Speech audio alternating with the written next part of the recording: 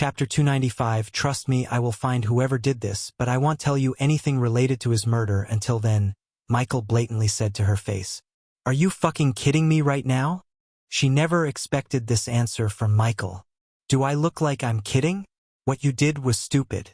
You lost control of yourself, endangering us and everyone around. Nightmare agreed with Michael with a nod.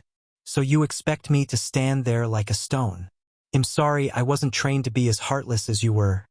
Calm down. Both of you. Nightmare tried to defuse the situation before it escalated further. Shut up, Lizard. I'm talking to him. She quickly shut Nightmare before continuing to argue with Michael. I get that I might have lost control of my emotions, but you don't even care. Jack treated you like his own brother, and he was your kind, for God's sake. Michael remained in silence, uttering no words. He let her pour out everything in her heart. As she said, he was trained to control his emotions. After hearing her words, he could tell that she had mistaken his calmness for lack of emotions. Although he was trained to control his emotions, it didn't mean he didn't feel anything. He just chose not to show it outside or let the emotions cloud his judgment.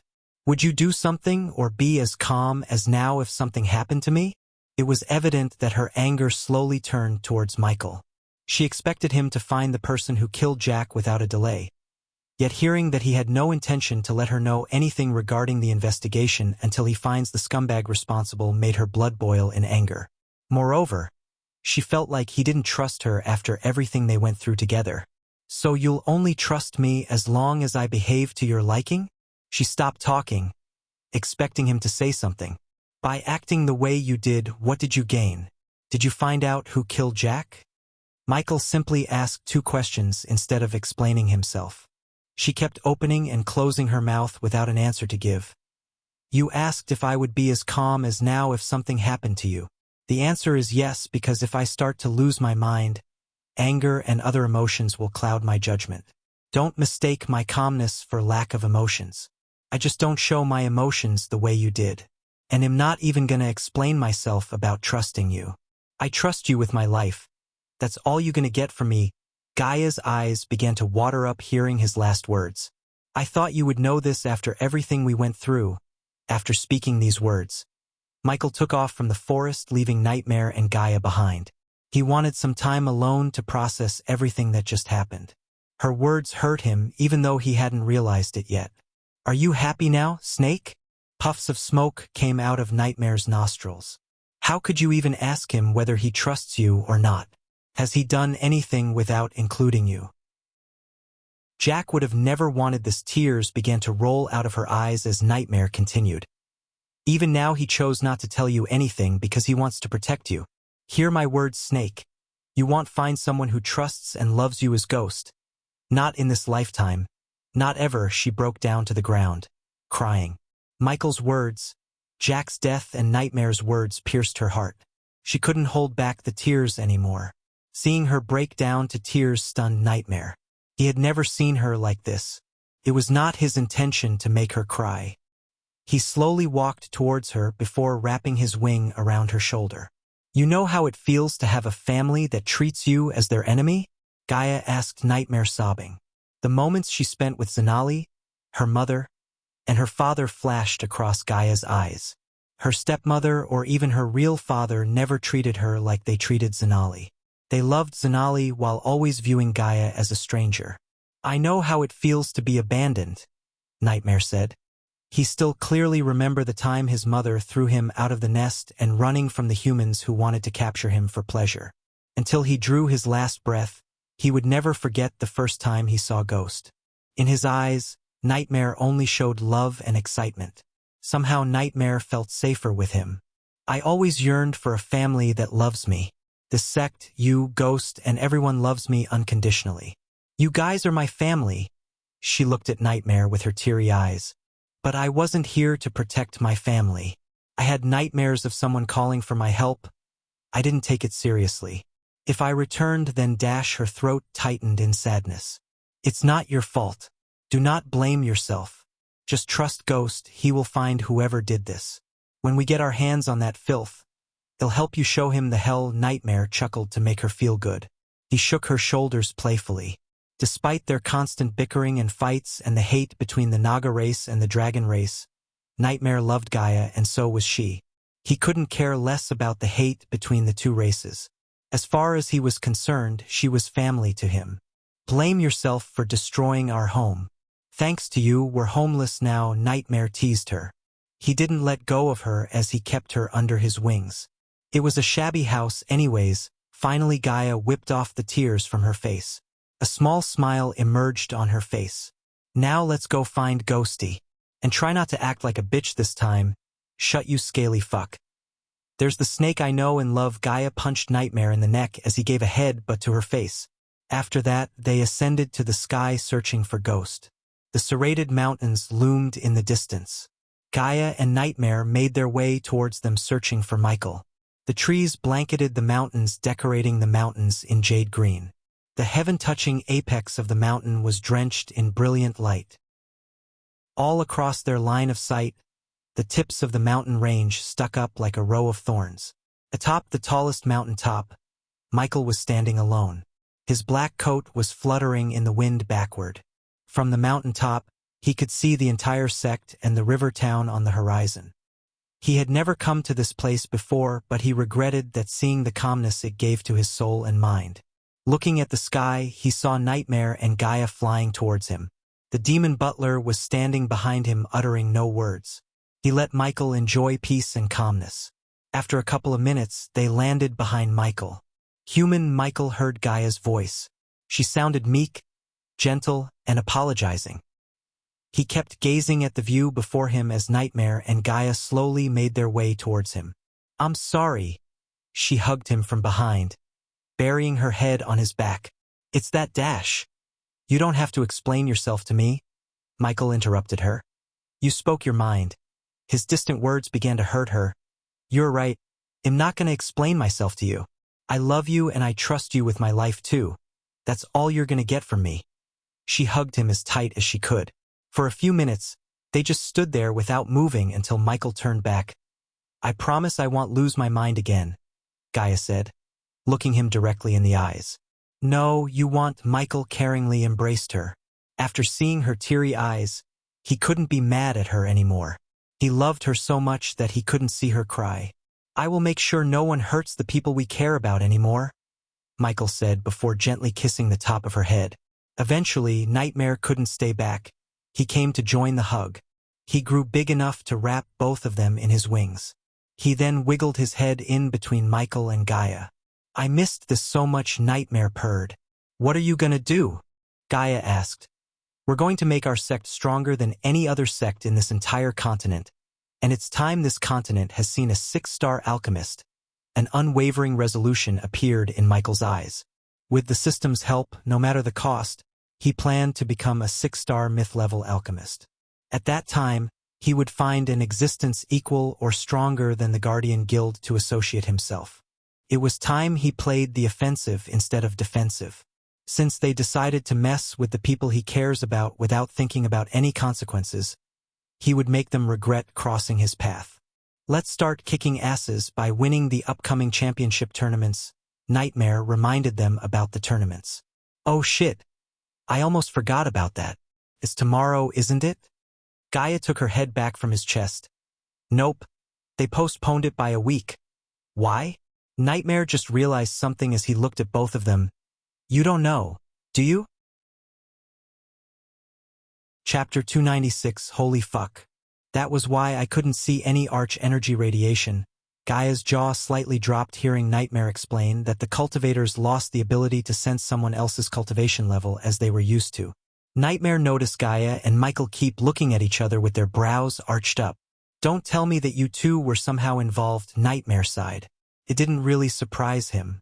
Gaia was staring at Michael like a thief caught in the act. You could say that. Michael grinned. Your smiling. Nightmare tilted his head in confusion. As far as he knew, there was nothing good that could come out of the current world situation. Ever since Hydra's scream messed up arch energy waves in the world, crimes of the rogue cultivators had been increased. The Hydra's scream worked like an EMP that short-circuited the energy radiation of the world, producing many known and unknown issues. Most defense arrays relied on sensing the arch energy radiations coming from a cultivator. Since the Hydra's scream changed the way the radiation coming from someone's body, the arrays were rendered useless. Hence, the rogue cultivators capitalized on this opportunity to thieve, murder, and commit heinous crimes around the continent. The ability to hide the arch energy radiation was what made Arya such a valuable asset to Michael. But now, practically everyone had her ability. Before we tell you what happened in the southern continent, I have a few things to take care of. Let's return to the sect. And thanks to you, we're homeless now, Michael flicked her on the forehead. That's what I said. Nightmare laughed as she rolled her eyes. You two are not going to let this one go, are you? Nope, Nightmare shook his head before taking off to the sky along with Michael and Gaia. Flying for a couple of minutes from the hilltop was enough to reach the ruins of their home. Michael slowly descended from the sky to see several disciples cleaning up the ruins. The disciples were shifting through the rubbles to salvage something, yet all they could manage to salvage were big pieces of the sofa, Michael's bed, and the board of Majestic. Brother Ghost, the disciples welcomed Michael with fear-mixed smiles. They avoided eye contact with Gaia. After seeing what she did, they were freaked out. Why are you guys doing this? Get the adventurers or the construction's workers for this job, to make the sect the strongest. Almost all the disciples needed to be better than the disciples of the other sections. By better, Michael meant powerful, disciplined, smart, hardworking, and humble, unlike those pricks like Alex or Selena. But Brother Ghost, it would cost us. A female disciple who was in the sect from its downfall said, scratching her head. The dwarf is going to ask for a good chunk of coins anyways, so leave all the hard work to him and his people. He won't give a discount because you cleaned this mess. That makes sense, knowing Master Fover. The disciples agreed with Ghost. Now go cultivate. Michael waved off the disciples before making his way towards Claire's manor. Adjacent to Claire's manor was Raylene's home. It was not as big or fancy as Claire's manor because it was just a temporary residence for Raylene. Michael planned to build her a manor suitable for a 5-star chef. Several disciples were standing in the mini-garden before Claire's manor. When they saw the three of them approaching them, they made way for them. Brother Ghost, Sister Elia, Nightmare, the disciples greeted them respectfully. Michael nodded with a smile, giving some of them a pat on the shoulder on his way inside. The disciples who received the pat from Michael became electrified. Because they were new to the sect, they only heard about Ghost through the senior disciples' stories. He was a local legend.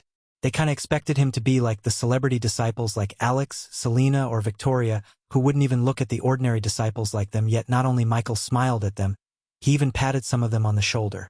It was a simple gesture from Michael's side, but for the disciples, it was a big thing. Wow, he looks so different and close. Did you see that? He smiled at me. He patted me on the shoulder. The seniors were right about him. He's so friendly. He has a dragon. What do you think his current cultivation level would be? And how strong is the dragon and Sister Elia? The disciples began to chatter among themselves, looking at Michael walking into the manor. The smell of this world's paint was sweet, kinda like roses. Even after completing the construction work a month ago, the smell still lingered in the air. The corridors were rather empty with no vases, paintings on the walls, or chandeliers to light the house. Only when he reached the hall, he could see a few crude sofa sets as well as a chandelier decorating the hall. The sofa sets were made of bamboo, as a large tea table made of redwood occupied the space before the sofas at the center. Claire and Elder Reiner were discussing something with serious faces. He saw Cindy sitting on the sofa beside Claire. Cindy wrapped her hands around Claire's hand. When Cindy noticed Michael, her face brightened up like someone lit a candle in her head, but when she saw Gaia, the little girl hid her face behind Claire's hand in fear. Realizing that she made Cindy afraid of her, Gaia really regretted her actions. Cindy kept gawking at Gaia hiding behind Claire's hand. Ghost, Elder Reiner, you look good. Every time he saw Elder Reiner, he reminded Michael of Gandalf the White with his long white beard and white robes. If he had a staff in his hand, he would be exactly like Gandalf.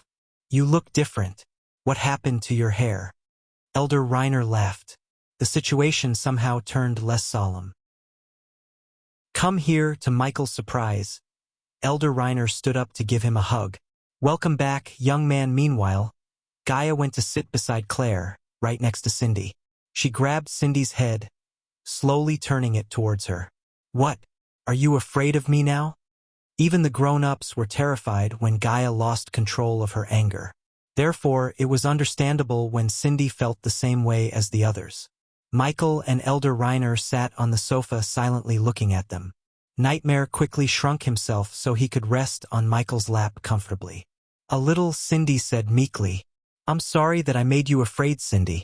But didn't I say I don't like scared little girls? I'm not scared. Her voice sounded like a scared cat. But you're scared of me, she asked, lifting Cindy from the sofa by arms. Claire couldn't help smiling seeing how Cindy was in Gaia's arms like a puppy. Look at you, avoiding eye contact. I won't speak to you again if you're afraid of me. No. She quickly shook her head after getting threatened by Gaia. Are you scared of me? She asked again. Please promise you won't stop talking to me. Cindy pleaded with teary eyes. Cindy loved Gaia and Michael too much as she couldn't even imagine either of them staying mad at her. Promise me you won't be scared anymore and will be a strong girl. I promise. I can't hear you. I promise. Cindy raised her voice. Gaia smiled, embracing the little girl. Cindy hugged her back before giving a loving kiss on Gaia's cheek. Claire ruffled Cindy's head as Elder Reiner laughed in joy. Teacher, you're here. Suddenly he heard Olivia's voice as he turned back to see her rushing towards them with a letter in her hand. So have you done trying to kill us? Thanks to you. Teacher is now homeless. Olivia didn't seem afraid of Gaia but mad at her. Instead of handing over the letter to Michael, she yelled at Gaia with her hand on her waist. Nightmare immediately burst into laughter. For God's sake, this is the third time I heard he's homeless thanks to me. Gaia smacked her forehead. You can stay in the guest room, Claire said, but Michael shook his head. Thank you, sect leader, but I'm planning to go to River Town, so I'll stay in the restaurant. I'll also send Daniel or Ricky to bring over here to build a new home in Majestic, in addition to his trip to the River Town. Michael didn't want to stay with Claire because it might create some unwanted rumors that might affect her future when it comes to marriage. Take a seat, Olivia. Claire didn't force Michael as she just nodded at him. She then turned her gaze towards Olivia.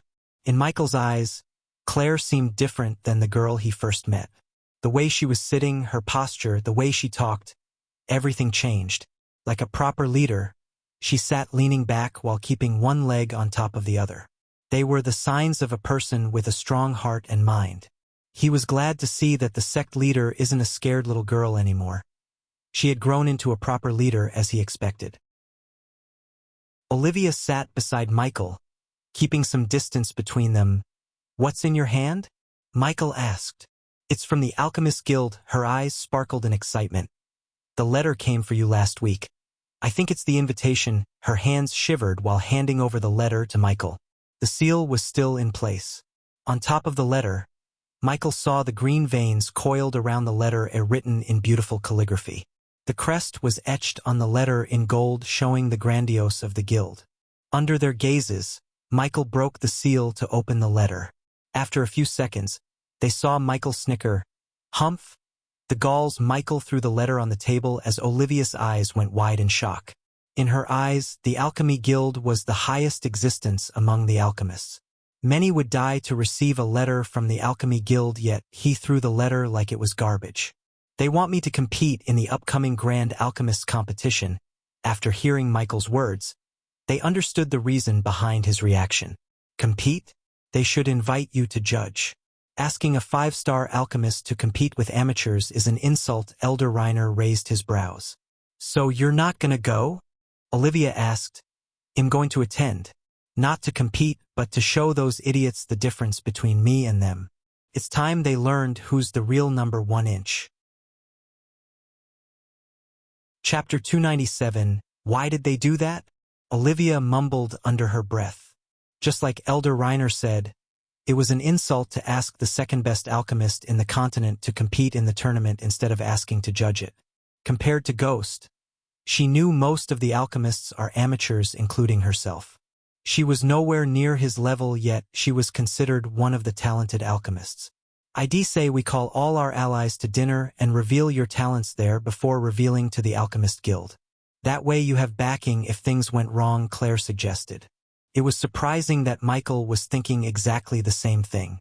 When he first showed his talents to Claire and the elders, they were declining and Michael was just an unknown kid. However, everything had changed. The Sunrise sect wasn't declining anymore.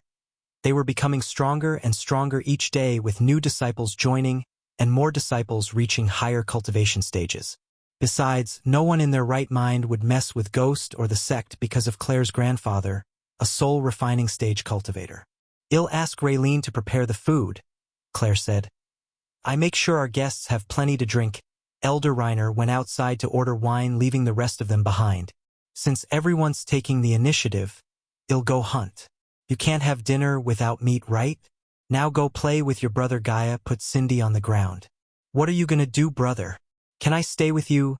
Cindy came to Michael. "I have a few things to take care of." "Well, play later." Michael ruffled Cindy's head with a smile. After everyone left the hallway, only Michael, Olivia, and Claire remained. "Teacher, what did you mean by the real number 1? Olivia didn't know Michael could reach 90% purity every time without slipping a single percentage. Everyone, including Gabriel, claims he's the number 1 alchemist in the Elon continent. "What's his purity level?" Michael asked Olivia, leaning back on the sofa. 84% is the highest he could reach. Olivia adjusted her glasses. 84%, not bad. But it's not this. He willed the system to give him the 90% healing potion he brewed for his personal use. Olivia was confused for a moment, trying to make sense out of his words. In a blink of an eye, she saw a vial with sparkling blue potion appear in Michael's hand. Her eyes immediately went wide as they seemed like they were about to pop out. The sweet fragrance being radiated by the potion filled the hall. This is words barely escaped Olivia's mouth. 84% pure potion was the highest she had ever seen. It was the better potion in her mind, even compared to her teachers. However, the potion in Michael's hand was far more superior to everything she had seen. She could feel the pure arch energy pulsating from the vial. 90% pure healing potion. Michael finished her sentence. She looked at Claire subconsciously to see her not as surprised as she was. Claire received a batch of these potions from Michael in case of emergencies and for her own personal use. "Teacher, did you? What do you think?" Michael kept giving answers before she could finish off her questions. She was stuttering in shock. Michael placed the potion beside Olivia to take a few moments with the potion. To expand his alchemy empire, he needed Olivia's father's expertise. Her father was Reginald Palmer, the vice president of one of the most influential merchant guilds, the Rainshade. With Nathan's Bradley family providing security services, if he could get Olivia's father on board, he would be able to start distributing his potions all over the continent. "I'll leave you two to your alchemy business," Claire giggled, looking at Olivia's dumbstruck face. "Ugh, sect leader, do you know where Ricky and Daniel are? They'd be at the herbal garden." "Thanks." She gave a slight nod at Michael before leaving the hall. "I didn't want to reveal my true abilities for obvious reasons, but it's time to show what I can really do to this continent." After taking in the shock for a couple of minutes, Olivia finally talked without stuttering. "Teacher, this means you're on the verge of becoming a legend and a 6-star alchemist. No one has seen a 6-star alchemist since the 5th Supreme Guardian, Andreas MacLeod." The mere mention of the name kindled a bad feeling in Michael's gut. The man eradicated the Order of Death and anyone who worshipped the Dark Lord. The last time Michael met a sliver of soul left behind by Andreas was when he ventured into the treacherous ocean. Michael never knew the Supreme Guardian was a 6-star alchemist until now. "I thought 6-star alchemists were myths." When he first asked Gaia about 6-star alchemists, she said they were myths. "Many people do say that. They are not to be blamed because it has been roughly 3,000 years since the world has seen the Supreme Guardian. I read some notes about the Supreme Guardian. According to those notes, he was able to achieve 98% purity." Michael entered the system interface. "System, remind me, what are the requirements to become a 6-star alchemist?" 70,000 badass points to buy and learn the superior book of alchemy. Primordial fire and ancient elven rune of fire mastery. The system listed the requirements. He never even heard of them before. "How much would it cost me if I bought everything from you?" "That would be a great choice. I can give you all of them for only 800,000 badass points. The system sounded extremely excited. It really thought Michael would choose to buy them from the store instead of wasting his time and effort scouring this planet for the required items. It seems I have to wait a little longer, Michael sighed. Reaching 800,000 points would take him at least 2-3 years, considering he avoids making unnecessary enemies. Moreover, he couldn't help thinking about searching for the items rather than buying them from the store.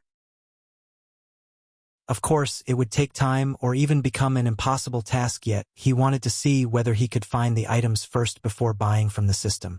Good luck finding the primordial fires. The system threw him out of the interface. He saw Alvia staring at him with wide eyes. She was still in shock, thinking that she's studying under the #1 alchemist in the entire continent who might become the first 6-star alchemist in 3,000 years. Meet me at Raylene's home in 2 hours and keep this a secret between us. Michael stood up. Of course.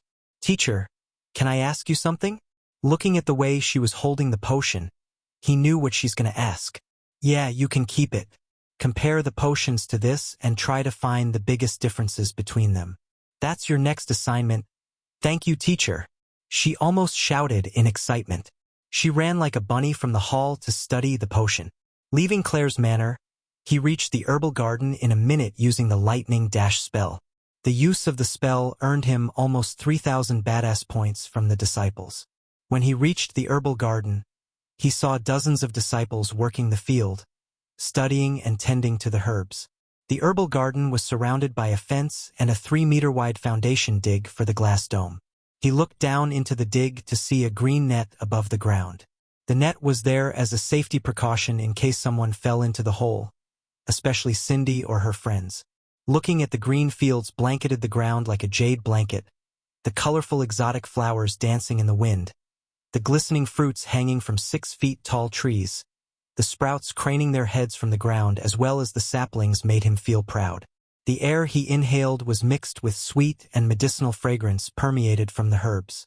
He even saw several colorful flocks of birds that he had never seen in his life. Some of the birds were standing on the tree branches while some scoured through the ground for insects to eat. They were nature's pest killers, so the disciples let them do whatever they want without chasing them away. Besides, the sounds of the birds made the garden feel lively. Brother Ghost. He's here. Don't mind me. Continue your work, Michael said before the disciples start gathering around him like ants around sugar. He then searched for the garden to locate his 2 henchmen. His eyes automatically stopped at the place where he saw neatly stacked crates. Ricky was counting the crates while Daniel was writing something onto his notebook. Even after Gaia almost killed them along with the disciples when she destroyed Michael's home, the 2 henchmen didn't use it as an excuse to avoid working. They came straight to the garden to check the herb stocks. The 2 of them were the busiest people in the sect. In the morning, they would be at River Town, supervising the cleaning and miscellaneous works to be done in the restaurant.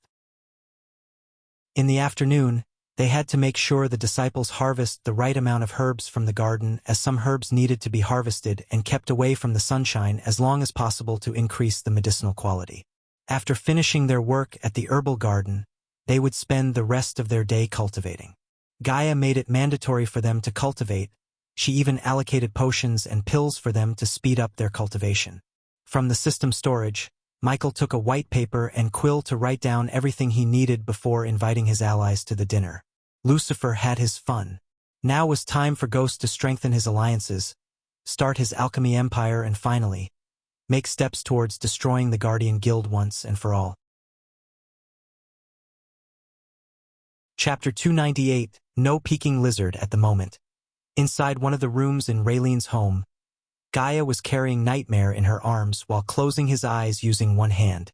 "I'm not peeking," Nightmare lied as he tried to peek through the gap between her fingers, yet he couldn't see anything. "Where's the food, bitch?"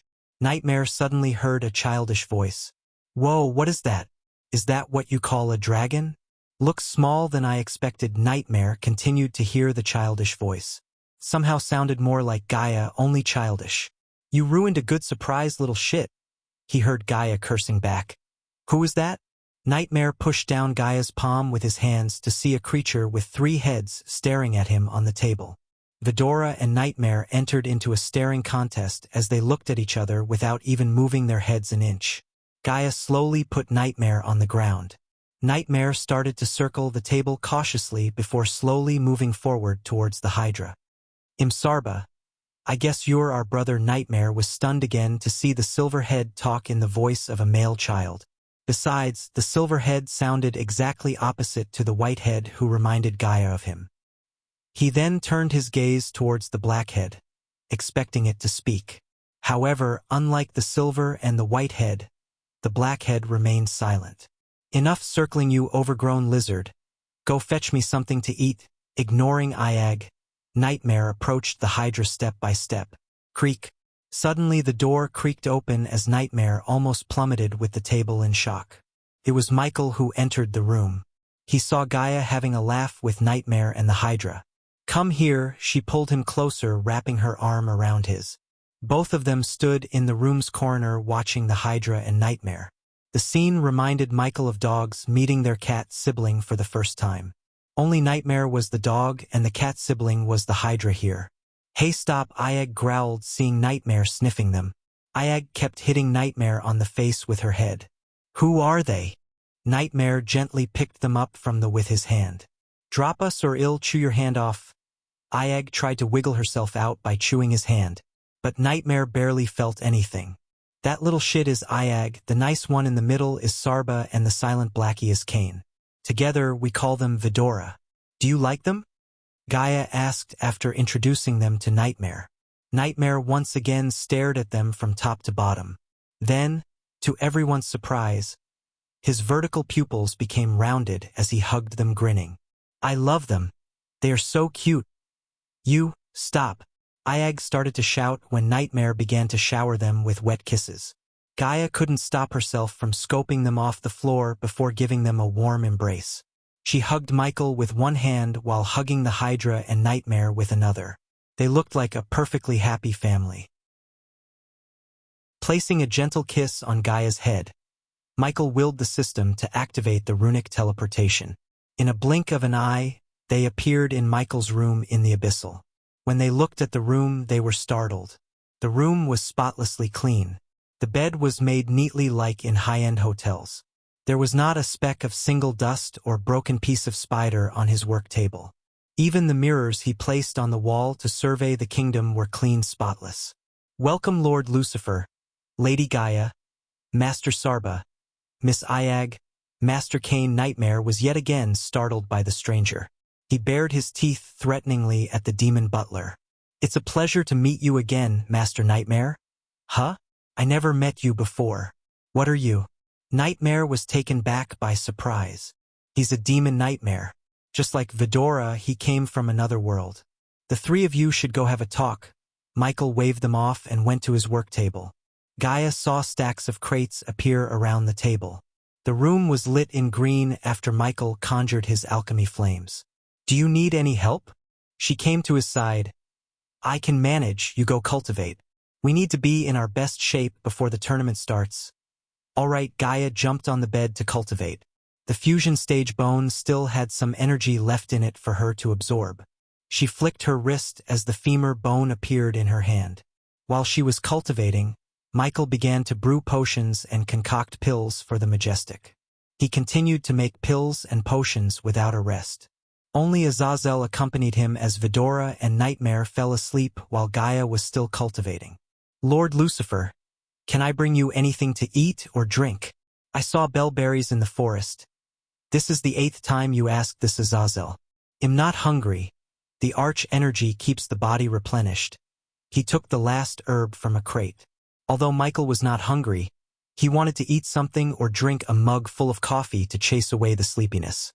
He had been making potions and pills for the last 14 hours without a break.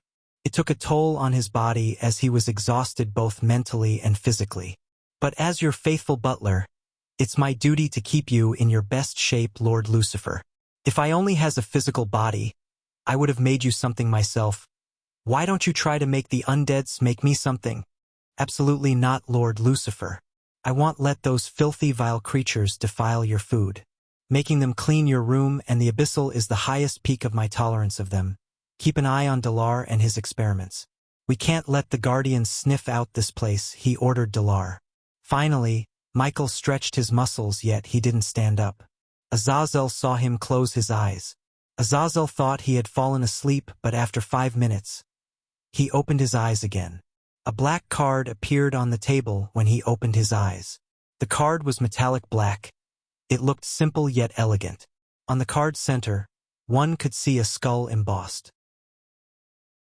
A dragon similar to Nightmare coiled around the skull, while the letter G could be seen behind the skull and the dragon. What do you think? Michael asked Azazel. Azazel moved a bit closer to Michael to see the card clearly.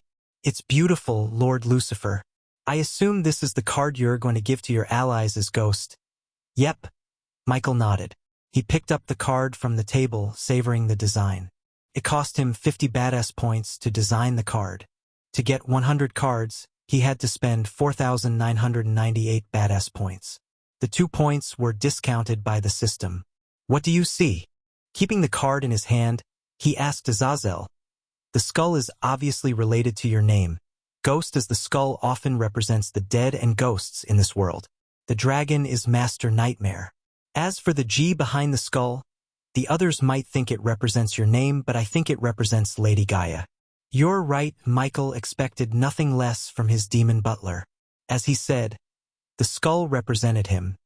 The dragon represented Nightmare, and the letter G represented Gaia. Except for the people in this room, no one could tell that the G represents Gaia. For others, the letter G was the first letter of Ghost. Hey Race, everything you asked. Long after the sun had risen from the horizon, Gaia entered their room in Abyssal. Michael was still sitting before his work table, brewing potions and connecting pills. She had never seen him overworking himself like this. He always used to take breaks or train with her, but for the last 2 days, he never even moved away from his work table.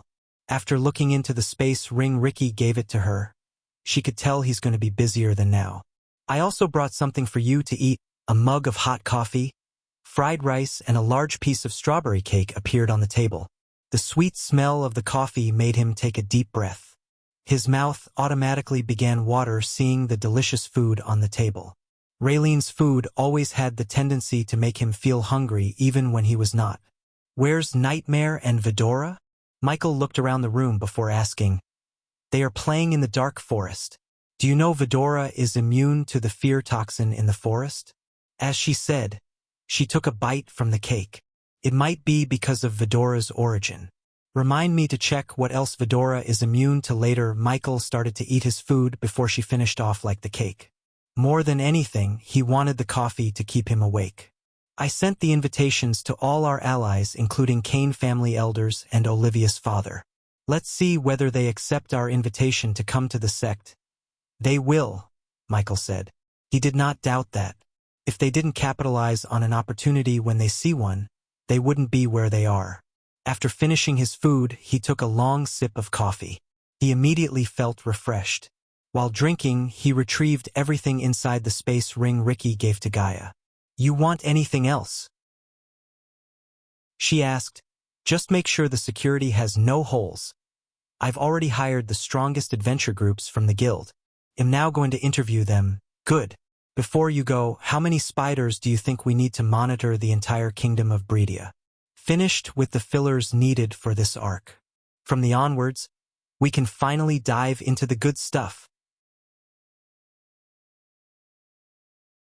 Chapter 299. The next day after Gaia gave the food to Michael, she came to his room to inform him about the dinner preparations. As she expected, he was still sitting in front of the work table building spiders. The table was filled with tiny spiders. Some of them were crawling on the table like they were alive. Everything's ready for dinner tonight. She came to his side. Good.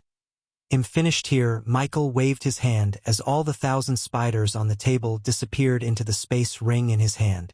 He then tossed the space ring to Gaia. How fast can you fly? Under a sky of perfect midnight velvet. Under stars so brilliant they drew the eyes heaven-bound. The night was a special kind of blackness, the kind that wants only to hold the stars and help them to shine all the brighter. It was a warm black that hugged Michael no matter what, and within its safety, he could feel his own soul all the more clearly. that innocent inborn spark. Whether it was because he was born to be a Dark Lord, he felt stronger and safer in the dark. He was looking at the starry sky from the mountain peak. Despite the light produced by the half-moon and the millions of stars, he was barely visible with his full black attire. A few minutes passed by in peace. Only the silent night accompanied him until he saw a couple of Pegasus flying towards the sect. He took a few steps to drop down from the mountain peak. He felt the wind gushing against him. The gravity pulled him down faster and faster before he activated the lightning dash to fly. In a blink of an eye, he turned himself into a bolt of lightning to reach the sect. The dinner table was set in Claire's manor. Michael landed before the manor to see Ricky and Daniel waiting to welcome the guests. They wore gold-embroidered gray coat suits. The coat suit was not of the modern age but of the medieval era. Master Ghost, they bowed with absolute respect towards Michael. Guests are arriving. Be on your guard. Yes. Yes, Master Ghost, Ricky stuttered. This was the first time he had been to a dinner like this. For a commoner like him, it was always difficult to interact with nobles. Daniel was able to hide his anxiousness, unlike Ricky, who was shivering from top to bottom. Relax. You just need to greet them and show them the way to the hall. Michael patted Ricky on the shoulder to give him some confidence. It's just we are commoners. That doesn't matter anymore. You work for me, that means you're on equal foot with most of the nobles. Now, be on your guard and do what you were told, with a final pat to Ricky's back. Michael climbed the stairs to enter the manor. And Ricky, Daniel, just a few steps away from the front door. Michael turned back to call them. Try not to embarrass me and yourselves, as he said. He entered the manor, disappearing from their view. When Michael entered the manor, he was overwhelmed by the aroma emanating from the air. The aroma was so strong that he could basically taste the air. Following the aroma, he came to the hall where there was a large round table full of food. Mushroom soup, bitter greens with tomatoes the size of peas, rare roast beef slices as thin as paper, noodles in a green sauce, cheese that melts on your tongue served with sweet blue grapes. The disciples dressed in white tunics moved wordlessly to and from the table, keeping the platters and glasses full. The centerpiece of the table was a honey-glazed pit-roasted forest boar. The golden-brown meat glistened under the chandelier light. Brother Ghost, the disciples who were working as the servers today, greeted Michael. Continue your work. They'll be right back. Michael made his way towards Claire's room to meet her and Gaia.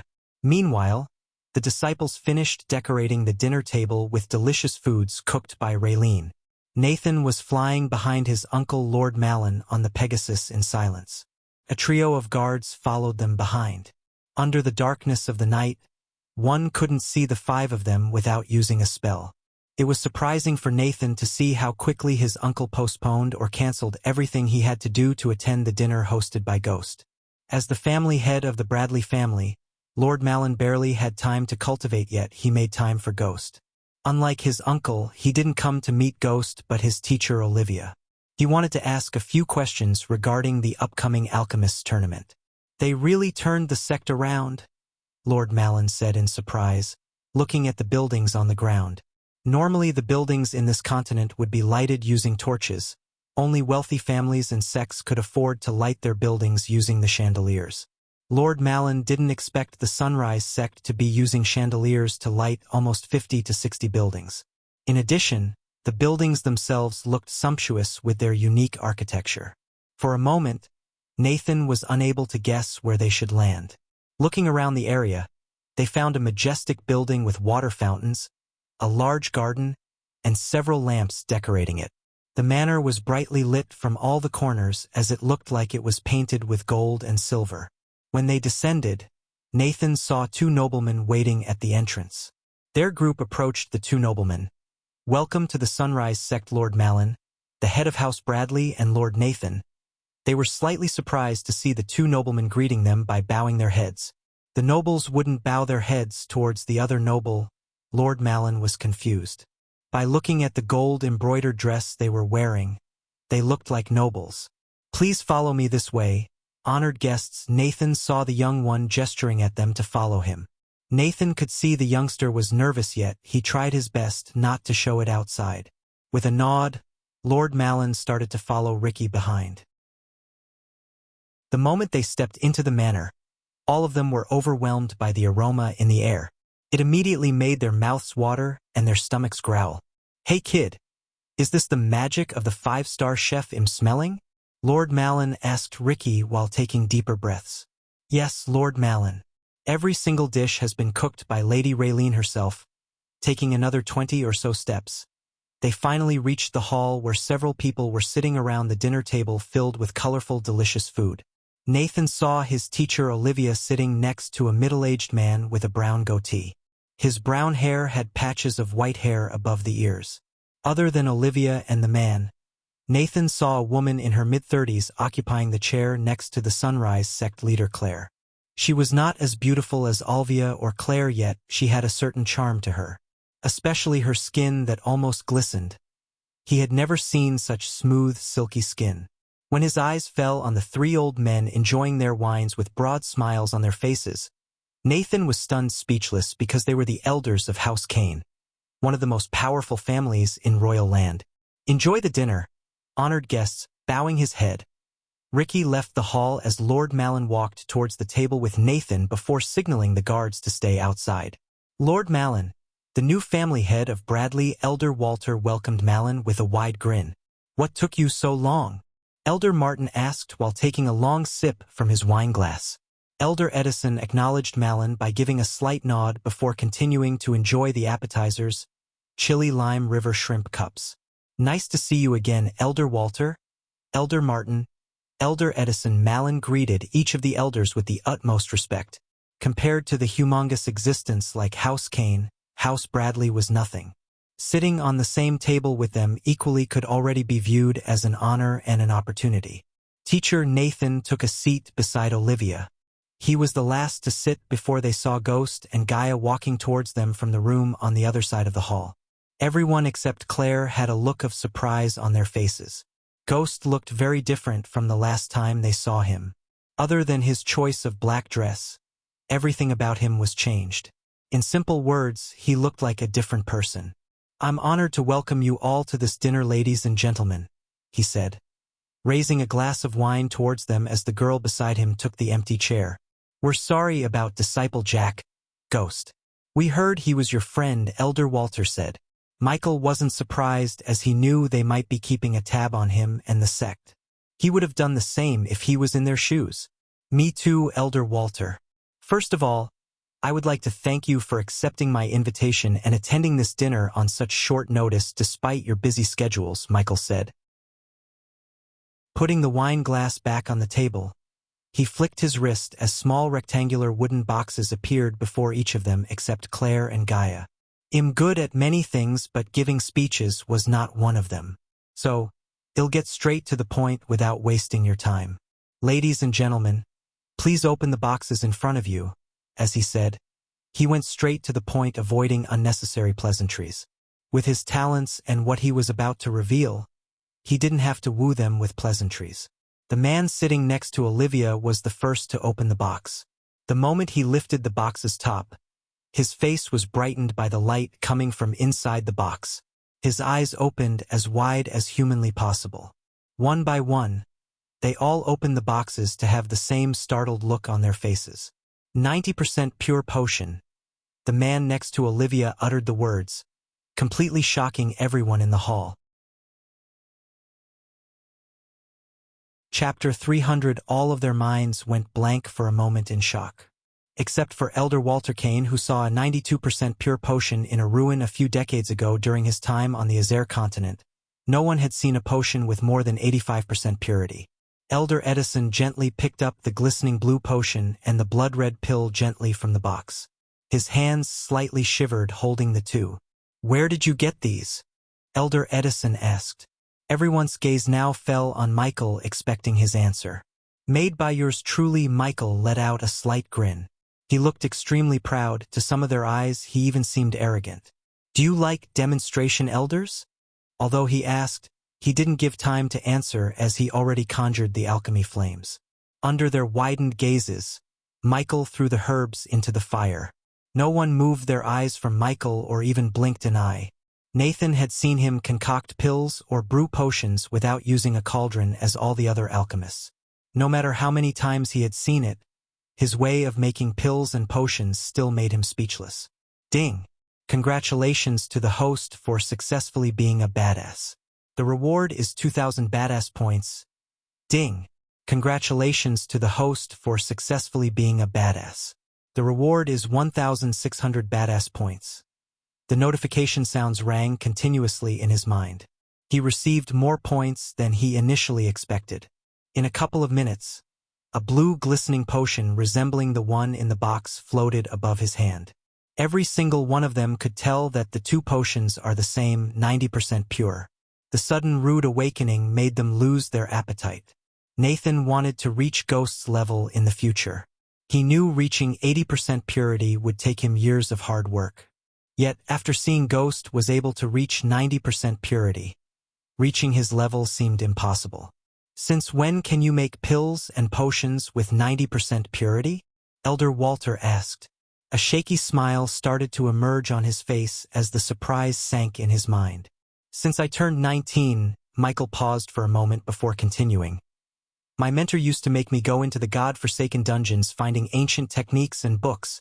He never wanted me to hide my talents, but when I left my mentor's care, I learned that showing heaven-defying talent without the power to protect oneself is a recipe for disaster. So I pretended to be number 2-inch except for Gaia. No one knew he was lying through his teeth. By lying he had a mentor, he established a powerful figure behind him in their mind. This would make getting the family Kane's protection easier as they would try to get his mentor's connection to strengthen their family. Besides, saying he had a mentor would be more logical than saying I have a system. Now I think it's time to reveal my talents to the world. Since I consider all of you as my friends, I wanted to show you this first. Everyone knew he has something of them to ask. Nonetheless, it felt good to be considered important, especially to the elders of Kane family. Let's be practical, great talent comes with great danger.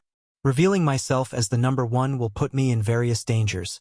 No one likes to be bested by a youngster like me, especially those in the Alchemy Guild. And you want our protection. Elder Edison didn't beat around the bush. He just directly asked Michael. More like getting into a mutually beneficial relationship. Mutually what? Elder Edison didn't clearly get the meaning of Michael's words. You help me and I help you. Elder Martin broke it down into simple words for Elder Edison. I have to be honest, kid. Your talent is really astounding, but as you said, revealing your talents to the outside world makes you a target of many powerful entities. Helping you might get us into more trouble than it's worth. Elder Edison's words surprised most of them. However, Michael remained calm with his usual smile on his face. Since you're being direct with me, IDB to Elder Edison. You may be right, helping me might actually put those who protect me in danger. But Michael took the blue potion from the table, holding it in his hand to let everyone see the vial. Dangers often come with opportunities, and there are many families out there that would kill to capitalize on those opportunities. I bet I can become a court alchemist of any of the 4 kingdoms. Even better, all of them. The way Michael calmly talked as well as his words reminded them that he's not desperate for their help. Rather, he was the one allowing them to help him. And when's the last time you met a 5-star alchemist who takes nothing but ancient artifacts and treasures to even consider making something for you? Gaia asked, looking at the elders. They had to agree with her. There were only a handful of 5-star alchemists in the continent. They would all take either an ancient artifact or extremely valuable treasures as the payment for making pills or potions for them, not gold coins. So you're not planning to give your services for treasures or artifacts like the rest of the 5-star alchemists? The man next to Olivia asked. A well-hidden interest could be seen in his eyes. That brings me to why I invited Lord Malin of House Bradley and you, Lord Reginald, the vice president of Rainshade Merchant Guild. Michael introduced Olivia's father in case someone didn't know his identity. By noticing the way Nathan's looking at Reginald, it was obvious this was the first time he met Olivia's father. Like Lucifer had Maxine, Gibson, Tiberius, Heinberg as the core group, the people sitting at the dinner table were the core group of Ghost except for Nathan. In the future, they would need to work together, so they needed to get acquainted. I'm planning to expand the Majestic and I'd like your help to do that. Lord Malin is already on board to take care of the security. Of course, my dad will help you, teacher. You have my word. Dad? Say something. Olivia elbowed Reginald as the man revealed an embarrassed smile. I have to discuss with the president, but I can assure you that he will get on board. We just need to iron out some financial matters. Since you're my teacher who charges not a single coin for teaching me, my dad will get you the best deal possible. Won't you, Dad? Olivia glared at her father, giving him a death stare. Unlike the others, Elder Walter didn't control his laughter. It seems you don't call the shots, Reginald. Reginald sighed. We can talk about this in detail later, Lord Reginald. And Elders Michael turned his gaze towards the three elders. The card I gave you is a sign of our friendship. It will give you direct access to me and my services are free of charge. No questions asked. Take this as gratitude for offering your protection for the sect. I have one last announcement to make. As you probably know, Raylene, my friend, is a 5-star chef. We are opening a restaurant in Rivertown next week. I'd be honored if you all came to the opening with your families. Now, please enjoy the dinner. My men outside will take you to me if you want to meet me later. Michael raised the wineglass one more time before leaving the dinner table. He wanted them to enjoy the dinner while making up their minds about helping him, especially the elders of House Kane. They were the biggest pieces of pawns in his game. Earlier, when they agreed to offer their protection, they didn't stand to make enemies out of the alchemists of Guild. This time, it was different. People like Gabriel might be pissed when Michael reveals himself as the number one. As far as he knew, the Alchemist Guild was unlikely to go to war with a powerful existence like House Kane. An official alliance would have to come from people above the elders in the family hierarchy. This dinner was just a way to get the elders to make those people agree to the alliance. Michael and Gaia stood before a window in an empty room. They were enjoying the view of the starry sky in peace when they heard someone knocking on the door. Come in, Michael said. Soon the door creaked open to reveal Ricky, who was leading Reginald to him. Master Ghost, Elder Walter asked me to give you this. Ricky handed over a sealed letter with the House Kane crest on before leaving the room. Lord Reginald. Michael shook Reginald's hand. Miss Elia, after Ghost. Reginald shook Gaia's hand. I assume you're here to talk about the financial matters. Reginald nodded. How many potions and pills can you give us a month, Master Ghost? You're more suited to answer that question than me, Lord Reginald. Assuming you want to target the entire continent, I'd say 600 potions a month would be best. Both Michael and Gaia were surprised to hear him. They expected the number to be much higher than 600. Looking at their surprised faces, Reginald smiled. Since you're giving your knowledge to my daughter without charging, I'll return the favor by letting you in on a trade secret. Always keep the demand higher than the product availability. People need to search everywhere to get their hands on your pills and potions, Master Ghost. If they could get them easily, demand would eventually dry out and price would go down. Michael couldn't help wondering how his products could lose demand, yet he avoided arguing with Reginald because he was the merchant who knew about business more than him. Therefore, he decided to let Reginald do what he does best. All right, we take your advice. Now, shall we discuss the price and your cut? With a wave of her hand, she placed 2 sofas on the room for them to sit. I need to take this moment and thank every single one of you who reads my story and supports me. Reaching 300 chapters wouldn't have been possible without you guys and gals. I'm truly out of words to show my gratitude. The only way to show my gratitude is by giving you more quality chapters. I've been constantly working on improving the quality of the already published chapters and doing my best to pump out chapters with minimum errors. Thank you again. Yours truly. Chapter 301. So 20% is the lowest you can go? Gaia asked. If it was up to me completely, I would not even take a cut considering what you're doing to Olivia. However, the Merchant Guild rules are pretty strict. I have to convince those old muckers to invoke the Golden Opportunity Rule to get you this 20%. I have to call in every favor. 20% will do then. Michael knew Reginald was doing his best. The man did not seem like swindling Michael but genuinely trying to get him the best deal possible. 20% for you, 10% for House Bradley. You said you can sell a potion or pill for the price of an average of 80,000. 600 into 80,000 is 48 million. Minusing the cuts, 14. For million, well get 33. 6 million-inch. Michael was really surprised to see her mathematical skills.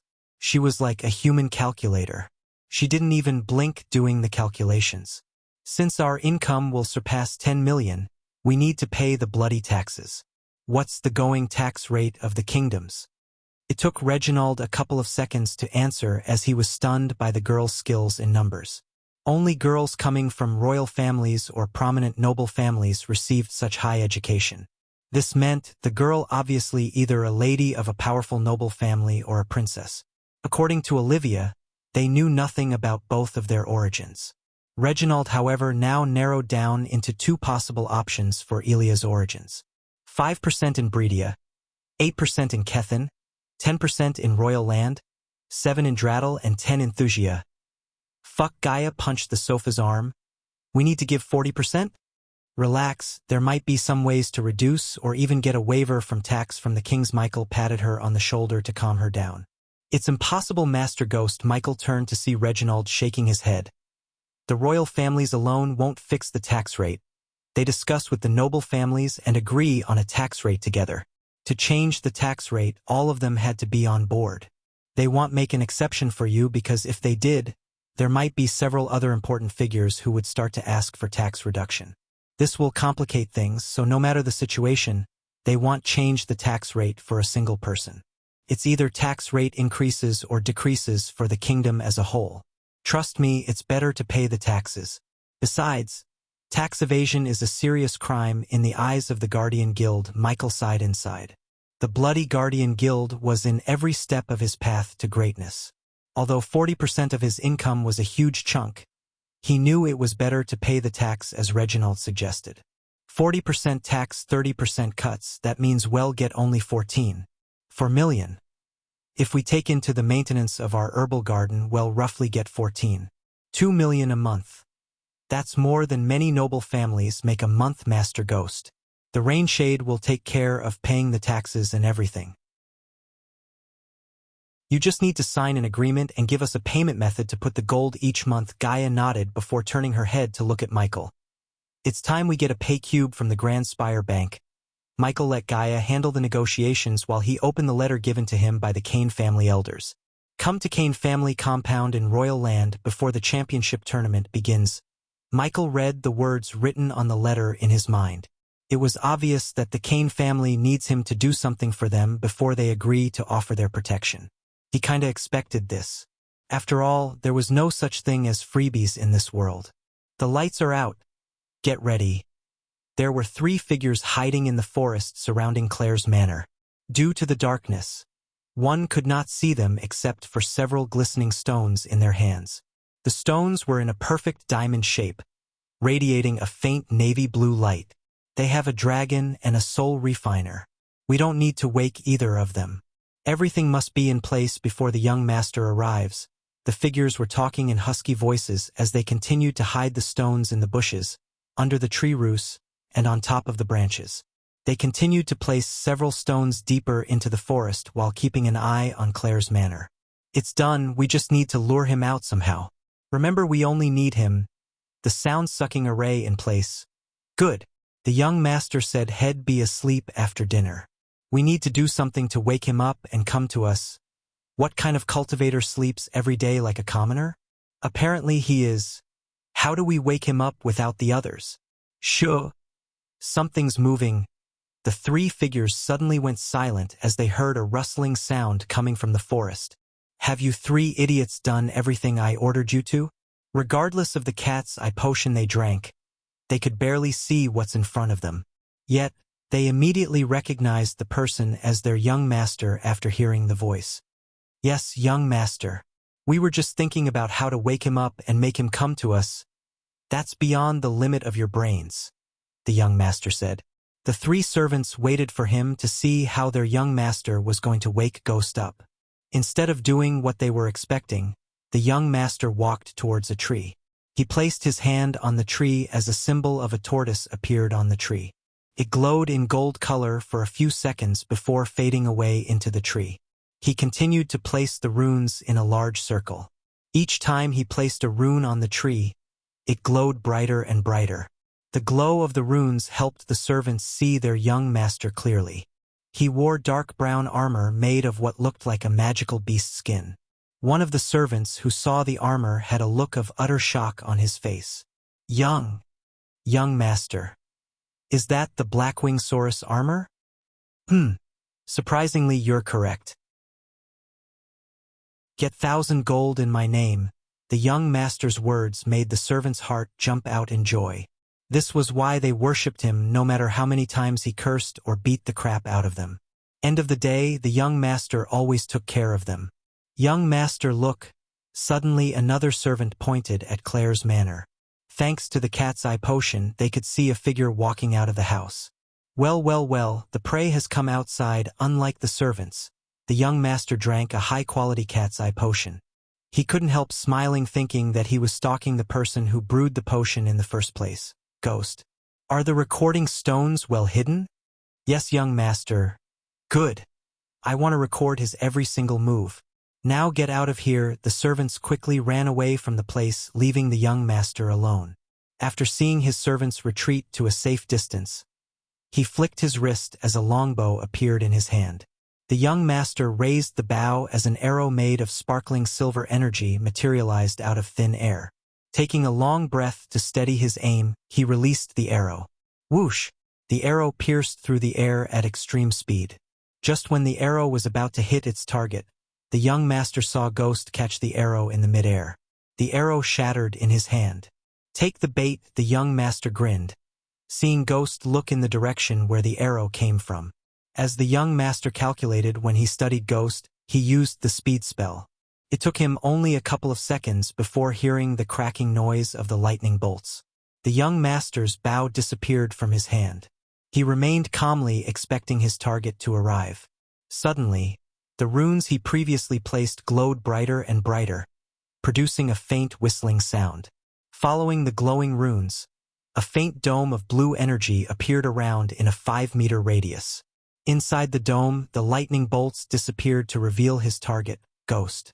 The light produced by the golden rune revealed one to another. The young master was covered from head to toe with body-fitting Blackwing Saurus armor and a thick mask covering his face. Only his eyes remained uncovered. On the other side, Ghost stood there without a shred of fear or confusion in his eyes. He was calm despite the sudden ambush. His reaction somewhat confused the young master. Do you have a reason for trying to kill me? Ghost asked. Trying to kill you? Nah. I just want to become a better, stronger fighter. And you're gonna help me? How am I gonna do that? By fighting me. How else? The young master leaped at Ghost like a panther. Sharp silver claws began to grow from his fingers while the adrenaline filled his body, making him excited. Where do you clowns come from? The young master saw Ghost shake his head. Despite being called a clown, the young master remained calm. He was trained to control his emotions during a battle. Therefore, Ghost's technique of making his opponents mad wouldn't work on him. Ghost, meet your exorcist. As the words escaped the young master's mouth, the battle between them finally started. Chapter 302. As the young master expected, 2 swords materialized in his hand from his space ring. The swords didn't look like they were forged by a star-level blacksmith. Rather, the sword looked plain and simple.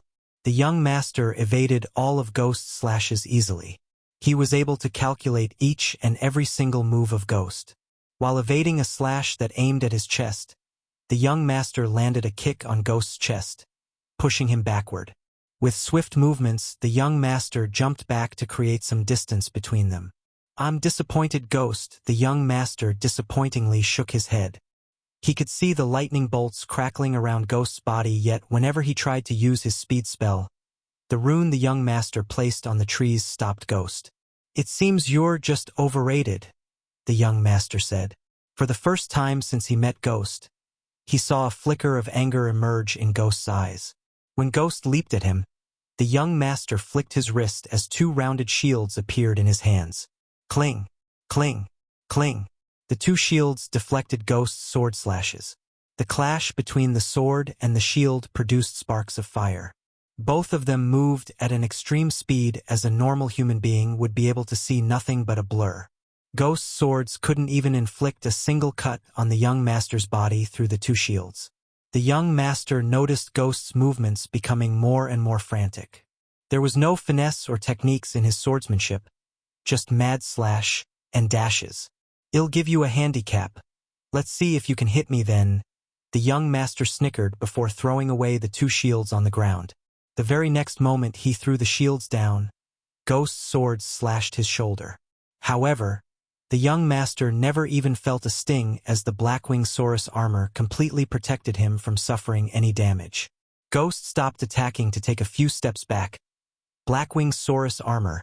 Interesting, the young master tapped his chest. Since he wore a mask, Ghost couldn't see the snicker on his face. "Don't tell me you're gonna blame the armor for your lack of skills?" His disappointment in Ghost turned into anger. He expected Ghost to at least put up a decent fight, yet Ghost was hardly a challenge for him. "It seems like you can only beat little girls." The young master waved his hand as the two shields flew back to his hands. Unlike before, a symbol that looked like wings started to glow on the shield's surface. Giving Ghost no more time, the young master threw the two shields as they soared through the sky. Plop, plop. One shield hit Ghost in the face while the other bashed him in the chest. He was pushed back several steps behind after reciting the hit. Blood trickled down from the corner of Ghost's mouth. After hitting Ghost, the shields didn't fall to the ground but flew right back into the young master's hands like a boomerang. He continued to throw the shield, hitting Ghost again and again. "Come cast your defense spell." The young master shouted at Ghost to see his defense spell. He studied all of Ghost's arsenal to come up with counterattacks. He used the shields to make Ghost's sword attacks useless while placing the tortoise rune circle to prevent him from using his speed spell. He didn't need to use any runes for Ghost's lightning attacks as his Blackwing Saurus armor would protect him from any kind of attacks of anyone under Soul Refining Stage 1. The only spell the young master was yet to see was Ghost's defense spell. Ghost looked exhausted while wiping off the blood from his face. Soon, the young master realized the reason behind why he isn't using the defense spell. After hitting Ghost with the shield for almost the 80th time, the young master stopped for a moment. "Let me guess, your defense spell will only protect you from the body strengthening stage cultivators or below. Not a good defensive spell, is it?" The young master chuckled. Regardless, fighting with Ghost was a disappointment. At least he got to improve his rune mastery as well as write off a competitor who stood in his way to win the championship. "You should stick only to alchemy from now on, Ghost. At least you're somewhat good at it compared to your fighting skills. I now know you pulled some kind of trick to win Heaven's Gate competition." While Ghost was taking heavy breaths, the young master put one shield back into his space ring. "Honestly, I don't give a damn about Heaven's Gate competition, so I won't poke into it too much. But the championship tournaments, I do give a damn, so heed my warning. If you dare step on the ring, I won't be as merciful as now." As the last word escaped his mouth, the young master threw the shield with enough force that sent Ghost flying back. The young turned back, slowly ascending to the air. The shield flew right back to him as he flew into the clouds without even turning back to see Ghost. In his mind, Ghost was not a worthy competitor to him. He was just another overrated prodigy in Elon. He was not even worried about the recording stones. He asked his servants to hide around the battle area. As far as he was concerned, he wasted his time studying Ghost. He knew that he would have defeated Ghost even if he didn't come up with countermeasures for Ghost's spells. The fuck was that? Why didn't you kill him? Although Michael didn't need any assistance, Gaia still came to help him up. She was shivering in anger. Before even Michael could activate the APD, she tore a long cloth piece from her coat to wipe the blood off from his face. "Did you do what I asked?" Michael asked. The scratches on his face quickly healed after the APD injected the healing potion into his body. "Please tell me we're gonna go kill him and his family." Despite his wounds being healed completely, she still gently rubbed his face with the cloth. The love and care in her eyes really moved Michael. He forgot about the ambush for a moment to enjoy the tender care. "Do you think he's the one who killed Jack?" she asked. "No. This guy gets off by defeating someone at his level or stronger. If he met Jack, he wouldn't even acknowledge Jack, as this clown is too arrogant to notice people like Jack. That doesn't mean we should let him live. If you hadn't stopped me, I would have ripped that bastard into pieces." Because of the eyes of darkness, Michael was able to see the young master's cultivation level. The young master was 5 levels below him, core formation stage level 3. Considering his rune mastery, anyone on the same level or a level or 2 would have a hard time defeating the young master. The young master was prepared to battle Ghost. Hence he placed the right runes and came up with suitable strategies to restrict Michael's spells and attacks. If Michael wanted to kill him, he could have simply let Gaia put an arrow through his eyes, as they weren't protected by the Blackwing Saurus armor. "Relax, I just wanted to see what a rune master could do in a real battle. Anyone who could afford a Blackwing Saurus and rare shields must have a powerful backing. If I didn't stop you, you would have killed him and ended up making a powerful enemy, but that doesn't mean he gets off the hook easily." A devilish grin emerged on Michael's face. "What are we gonna do?" Gaia became excited to get revenge on the young master. "You'll see." The next morning was a cloudy one. The clouds diffused the daylight to a soft, gentle sweetness. Even when flying under the clouds, Michael could feel cozy under his clothes. The sunlight moved much like the ocean, showing the blue amid the whitish dove gray, a medley of silvers that ripple outwards to adorn the sky. He could have used the runic teleportation to reach the royal land. However, he wanted to spend more time with Nightmare, Vidora, and Gaia. Therefore, he decided to fly for a day before activating the runic teleportation. "What are you munching on?" Ayag craned her neck to see what's in Gaia's hand. Currently, Vidora relaxed in Michael's inside coat pocket while Nightmare leisurely rested on Michael's right shoulder. "No, Ng." She looked like a chipmunk with her cheeks bloated due to the biscuits inside her mouth. She was afraid the 3 of them would steal the cookies, so she ate them as fast as she could. "Don't lie to me, bitch. Give us half of your hoard," Ayag threatened Gaia. If it wasn't for the other 2 heads remaining calm inside Michael's pocket, the white head would have jumped outside to steal Gaia's cookies. "One day, I'm gonna roast you and sell you as a delicacy in our restaurant. Come on, give them a cookie," Nightmare said as Gaia rolled her eyes. "I did give them like 2 dozen cookies. Don't fall for their tiny body. They will eat you whole if they were allowed to. Especially that white little shit." Nightmare's eyes opened wide in surprise. "Humph, only 2 dozen. Not 200, Ayag snickered. They continued to bicker along the way while Nightmare and Michael chose not to interfere between them. After flying for almost half a day, Michael activated the runic teleportation to reach the royal land. Chapter 303. When the sun disappeared into the horizon, Michael appeared in the alley behind the old ship tavern. As usual, the tavern was buzzing with the crowd. Michael and Gaia put on dark hoods to cover their faces while Nightmare shrunk himself to hide within Michael's coat pocket. If this was any other day, Michael wouldn't have hidden his identity but strolled around the kingdom with Nightmare on his shoulder to spread his legend as well as earn badass points. However, the letter left by the Kane family elders gave off a sense of secrecy. Showing himself to the public wouldn't be a good idea if the Kane family wants anonymity with what they plan to ask of him. The city seemed busier in the evening than in the morning.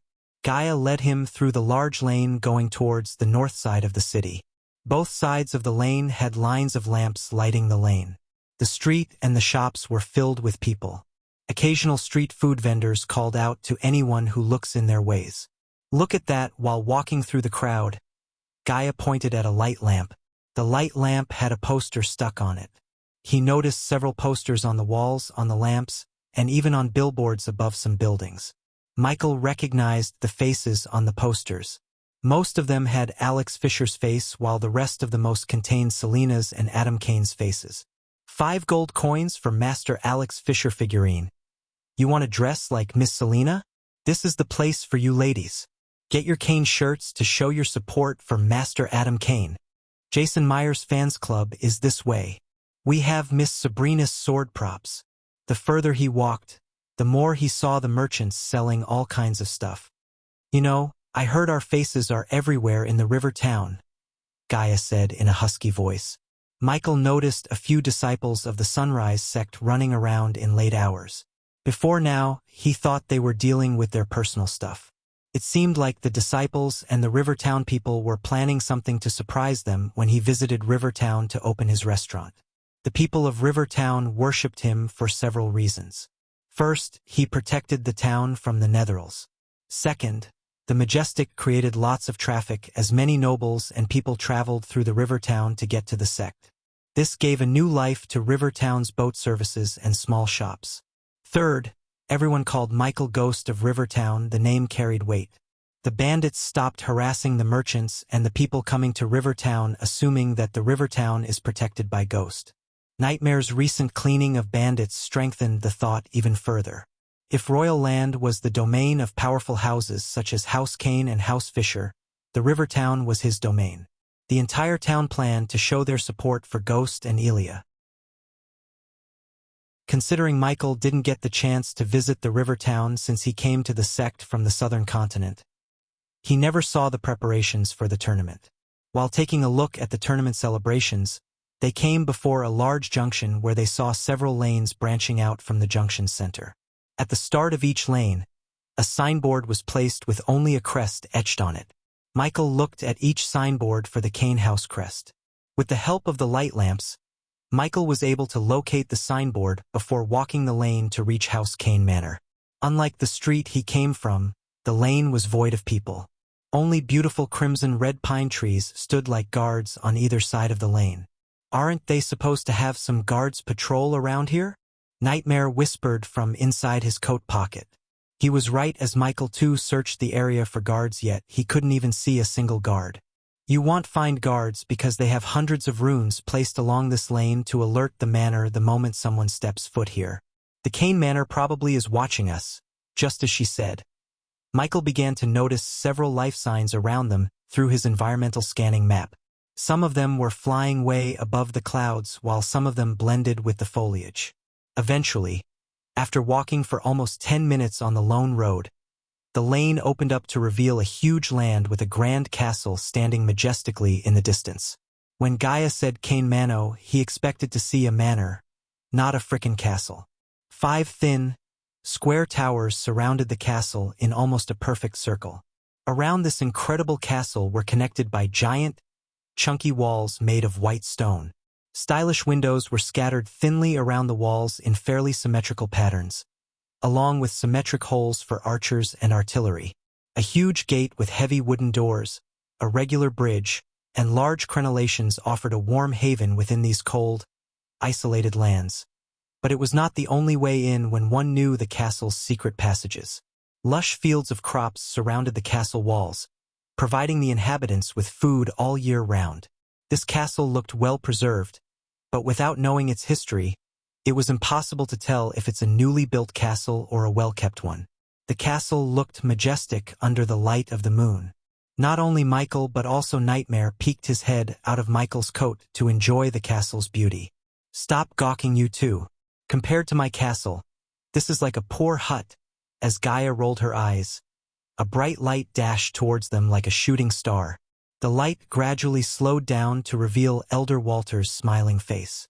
Welcome to Kane Manor, kids. More like a castle. Michael let out a burst of laughter.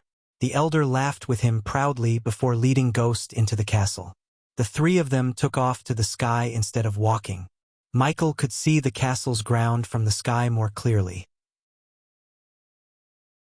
As any typical beautiful castle, the Kane Manor had a front lawn, spacious backyard fountains, barracks, herbal garden, and various other ornaments to decorate the castle even more. They slowly descended through a door on the roof to land on the throne hall. Huge braziers half enclosing each of the 6 ivory columns light up the entire throne hall and paint the hall a range of yellows and oranges. The illustrations of a kingdom in the sky on the slanted ceiling dance in the flickering light while statues look down upon the mosaic floor of this majestic hall. If the castle was impressive, the throne hall made Michael speechless.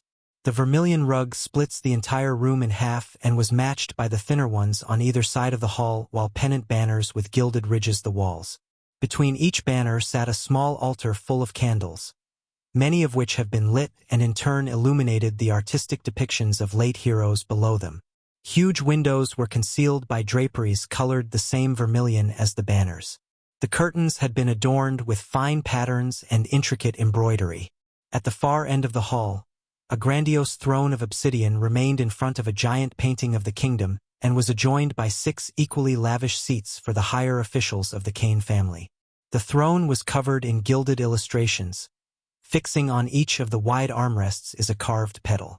The light pillows were a dark vermilion. These too had been adorned with adorned quilting.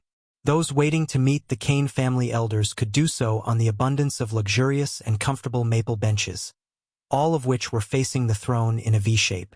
Those of higher standing could instead take seats in the luxuriant balustrades overlooking the hall. Elder Walter led Michael and Gaia towards the luxurious seats nearest to the throne. "Wait here, Ghost," Elder Walter gestured to Michael to take a seat before clapping his hands. Soon, 2 young maids came running to Michael's side. "Take care of them," Elder Walter said to the maids before leaving the throne hall. "I'll take hot water with a drop of lemon, please," Michael told the maids. They looked surprised as they expected him to order expensive wines or delicacies. "Same for me too." "Right away, young master." "Young miss." The 2 maids rushed back into the kitchen, leaving Michael and Gaia alone in the throne hall. "Interesting choice of drinks." Suddenly Michael heard a powerful voice reverberate in the throne hall. They looked up to see a figure coming down through the roof door they came through earlier. Standing 6'4" tall, this white-skinned man had an intimidating feel about him. He had a round face, a flat nose, angled lips, and his brown eyes were heavy-lidded. His light chestnut brown hair, dip-dyed almost the full length with shades of turquoise, was shoulder-length, fine, and was usually braided, and he has a handlebar mustache. His muscular body looked as if it was sculpted from a ceramic stone. A dark tattoo of the House Kane family crest could be seen on his neck. His fine clothes were mostly earth-colored and loose and flowing. A fusion stage level 1 cultivator, Michael was able to see his cultivation level. This was another shock he received since he came to the Kane Manor. Now Michael really wondered what a powerful man like him had to ask from him. Chapter 304. Contrary to Michael's expectation, the man didn't sit on the throne but took the lavish chair beside the throne. Lord Ashton, the maids who came carrying a tray with Michael's lemon added hot water. They immediately bowed towards the man when they saw him. "Leave," Lord Ashton flicked his wrist as the 2 glasses flew right into the hands of Gaia and Michael. Even when facing a fusion stage cultivator, Michael didn't show any signs of worry on his face. He remained calm, pretending that he didn't know the man's cultivation level. "You're too young to be the number 1 alchemist of Elon and Azair. Both a blessing and a curse, Lord Ashton. But I'm planning to extract only the blessing," Michael said slowly, taking a sip from the glass. "How are you going to do that? By getting the Kane family's backing?" "That's the plan, Lord Ashton," Michael slightly smiled. "Ha ha ha. I like you, kid. I've seen many talented youngsters getting themselves killed because they run around making enemies out of powerful people left and right. Even recently I heard someone piss off Aragoth. Good thing that kid had the backing of guardians. What was his name?" Ashton rubbed his handlebar mustache, trying to remember the name.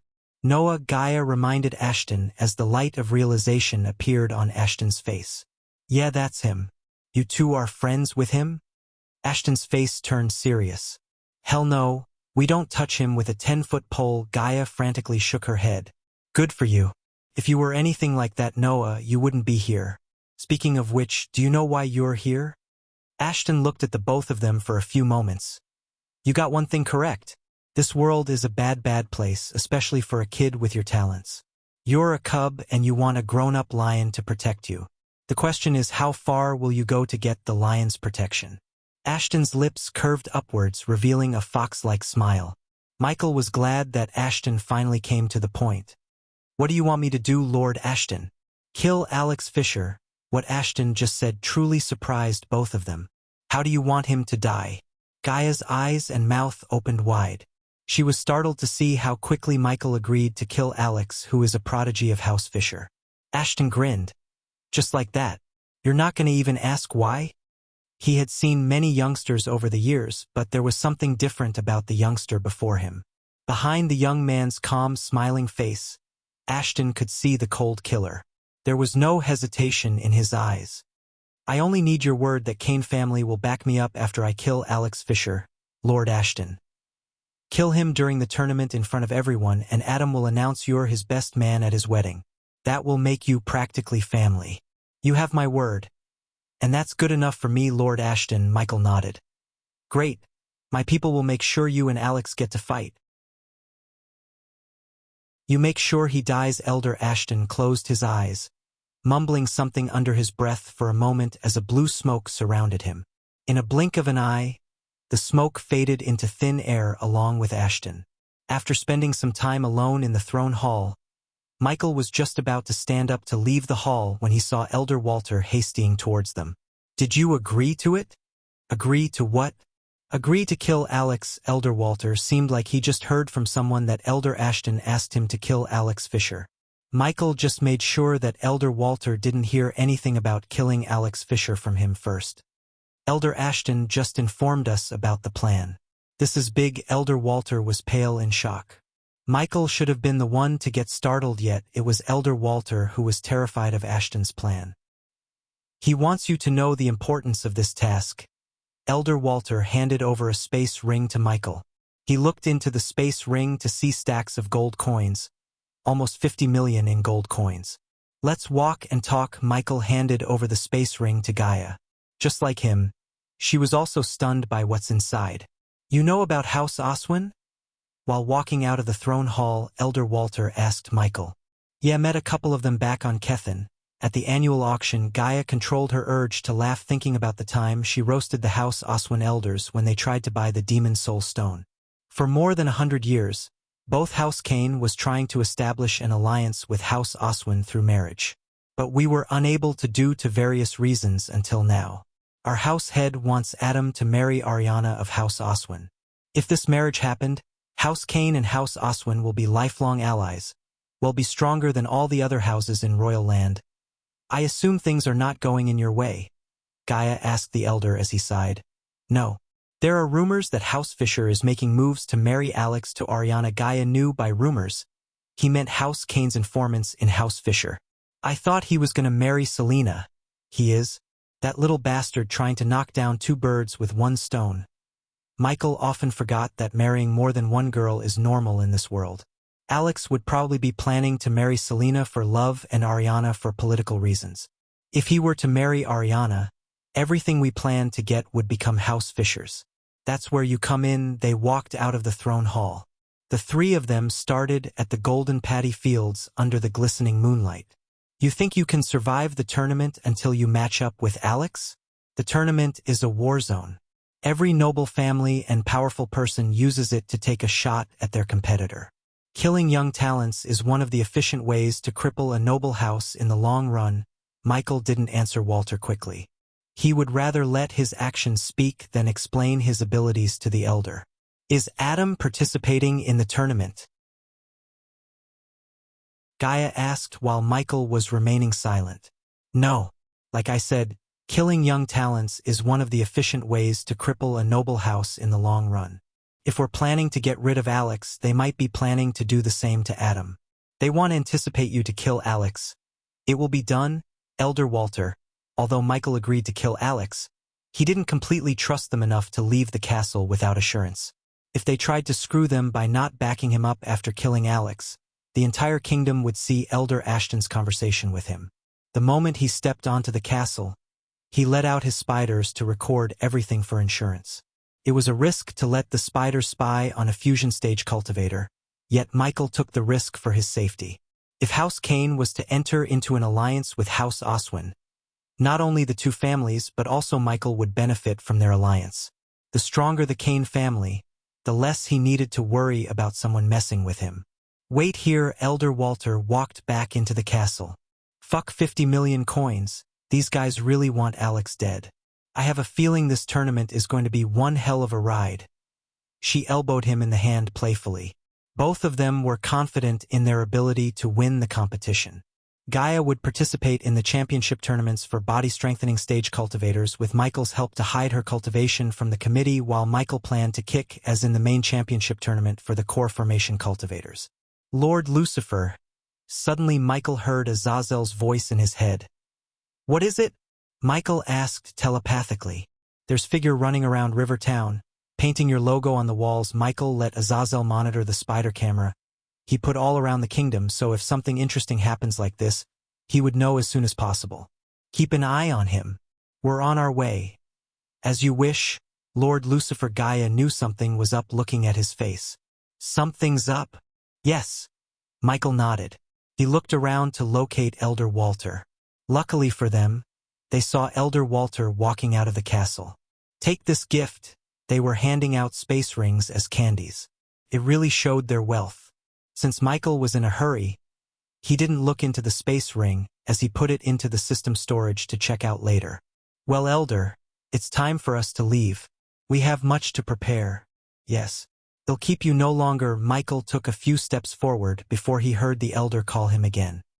He turned back to see Elder Walter. "And Ghost, if you get into the good side of Elder Ashton, you'll get more than the backing of House Kane. Remember that anyone with a brain would not dare to get into the bad side of a fusion stage cultivator. If it wasn't for the system, Michael would have been killed by Layla inside the treacherous ocean. At this moment, Michael had no idea he's going to meet Layla sooner than he wanted to. After parting ways with Elder Walter, they flew for an hour to put a good distance between them and the Kane family manor. Lord Lucifer, Dark Queen, Azazel greeted them with a bow when they appeared in the room before him. Gaia put the sleeping Nightmare and Vidora gently on the bed before covering them with the bedsheet. Shin then came to join back with Michael to watch the mirrors. "There he is." Azazel pointed his ethereal fingers at one of the mirrors. In the mirror, they saw a figure draped in full black robes running frantically through the dark alleys in the river town, painting the letter L on the walls. In addition to most of the people in Rivertown being commoners, this was the middle of the night, so there was not a single person to catch the black-clothed figure. "Who are you?" Michael couldn't help asking the question, but he planned to know the answer in a few moments.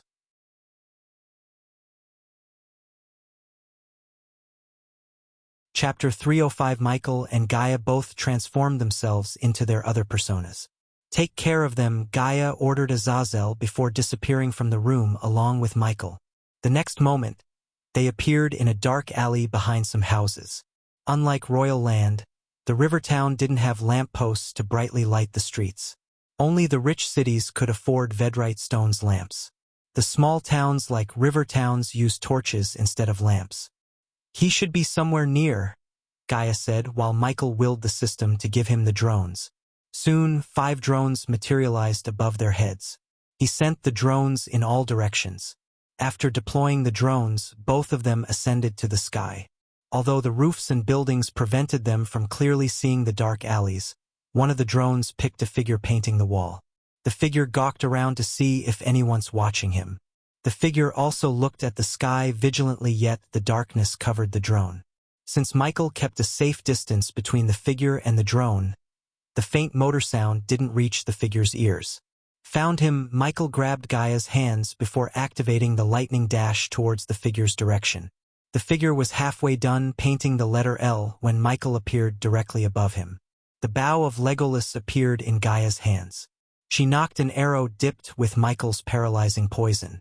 Noticing the figure's cultivation level, Michael sighed in relief as the figure was at core formation stage level 3. Compared to Michael, the figure was 5 levels below him, 6 levels below Gaia. In addition to the fusion stage bone, the 40% boost given to Gaia by the system increased her cultivation speed by several times. Even without any boost, she had a monstrous cultivation speed. With Michael's boost, she became a heaven-defying talent. With her speed, she would never fall back from Michael's cultivation speed. Whoosh! The arrow soared through the air as a bullet fired from a gun. The figure barely had time to react before the arrow nailed his leg to the ground. "Ah!" The figure squealed in pain. The voice, however, was not of a man's but a woman's. The paralyzing poison immediately spread through the woman's body, making even lifting her pinky impossible. Michael landed before the figure. She was covered in full black clothes from top to bottom. "It's a woman." Gaia's brows arched up behind her mask. "Let's have a chat in the forest nearby. I heard the forest at this time is particularly creepy and dark, just like we like it." Gaia chuckled evilly. Without wasting any more time, Michael paid the required badass points to teleport the three of them to the forest surrounding the river town. The possibility of this figure might belong to the Guardians prevented him from taking her back to his secret lair. He was prepared to do any means necessary to extract the reason why she is painting his symbol all around the kingdom. It was extremely risky, as the church and the Guardians were scouring the kingdom as they speak, to find Lucifer. The forest surrounding the river town was huge, misty, and verdant. Its canopy was contested by maple, larch, and holly. Still, plenty of moonlight passed through their crowns for a hodgepodge of sprouts to burst from the soft, rich soils below. Coiling branches hung from the occasional tree, and a mishmash of flowers, which grew in abundance, enhanced the otherwise green forest floor. A variety of wild sounds, most of which were birds and vermin, filled the air and formed a chaotic orchestra with the sounds of several woodpeckers in the distance. The moment Michael appeared with the figure and Gaia, he took out a bunch of spiders from his space ring. The spiders crawled through the forest ground towards the figure. Just imagining creepy spiders crawling into her clothes made Gaia grimace. Gaia slowly squatted beside the woman who was lying on the ground motionlessly. Conjuring an orb of fire for light, Michael patiently waited to see the woman's face. The moment Gaia pulled off the cloak covering the figure's face, both Michael and Gaia were stunned. Sadie, the girl behind the mask, was none other than the girl Michael first made love to in this world, Sadie Kaplan of Silvermoon. Thanks to the mask they were wearing, Sadie couldn't see their reactions. If Michael had an expression of shock, Gaia had a mixture of shock and anger. In this whole world, she hated four women the most: her stepmom, Zanali, Sadie, and finally Layla. Her reason for hating the last two was that both of them slept with Michael. Of course, she knew Michael was forced to spirit walk with Layla, yet she hated Layla for putting Michael in danger. Although Michael slept with Sadie way before she confessed her feelings for him, she still hated Sadie. "Let's kill this bitch and be done with it." She unsheathed her dagger, placing it on Sadie's throat. "I want to hear Sadie Kaplan's reasons for summoning us." Michael also squatted beside Sadie. With a flick of his wrist, he took 2 potions from the system storage, healing potion, and the antidote for the paralyzing poison. Without letting Sadie see the potion, he poured the potion into her wound. Then he injected the antidote into her left arm. Gradually Sadie began to move her limbs. Lou! Lucy! Lucifer. Gaia tried to calm her anger. After what happened last time when she lost control, she was working on anger management. Sadie picked herself up with difficulty. The usual playful smile or the glistening of her skin was nowhere to be found. Compared to the last time Michael saw her, she had lost several pounds, to the point Michael could see her neck and collar bones. Her eyes lost their shine. They looked dull, like she was crying continuously for several days. Michael really started to wonder what pushed Sadie to this state. "I want to trade my soul," Sadie stammered. Her voice had a mixture of overwhelming sadness, anger, and fear. "Trade your soul? For what?" The concept of devil in this world didn't vary too much from the concept of devil in the earth. For instance, people in both worlds believed the devil would take a soul in return for one's desire. "For my sisters," her eyes watered up. She went to her knees, begging Michael with her hands clenched against her chest. "What happened to your sisters?" Michael asked. While tears were flowing down from her eyes, Sadie retrieved a stack of posters from her space ring. She reached out to give the posters to Michael. Gaia took the posters from her hand carefully. She could see a painting of a beautiful girl with her basic details like name, age, cultivation level, address, and last known location. Gaia flipped the poster stack to see another girl with all those details. Each poster had a face and detail of a young girl. Gaia handed over the posters to Michael as he did the same, going through all the posters one by one. It seemed all the girls were missing. There were at least 50 posters in the stack. They are all missing. It's my fault. All of them. Gone. My fault. She fell belly flat to the ground. Her cry of sorrow seemed legitimate. Seeing her cry like this made even Gaia feel pity for her. Since Michael knew the Guardians acted as the major law organization, he asked the obvious question first, although he knew the answer. If they are all missing, why didn't you go to the Guardians? And why isn't your Silver Moon looking into this? Asked Gaia. The Guardians humph. The sorrow in Sadie's eyes transformed into a fit of volcanic anger. Her eyes became eyeshot in a blink of an eye.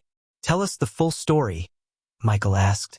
Although this was not a situation he should be happy for, his mind quickly formulated a plan to increase his power using this unfortunate situation. If he could somehow find the missing girls, he would be able to get Sadie to his side. In the future, when Sadie became the Silver Moon sect head, she would work for him. Thus, the Silver Moon would become another major power under him. While tears gushed out of the eyes like a flood out of the floodgates, she began to tell them the story of these missing girls. Sadie's story was simple, yet Michael could sense a tragedy in her story.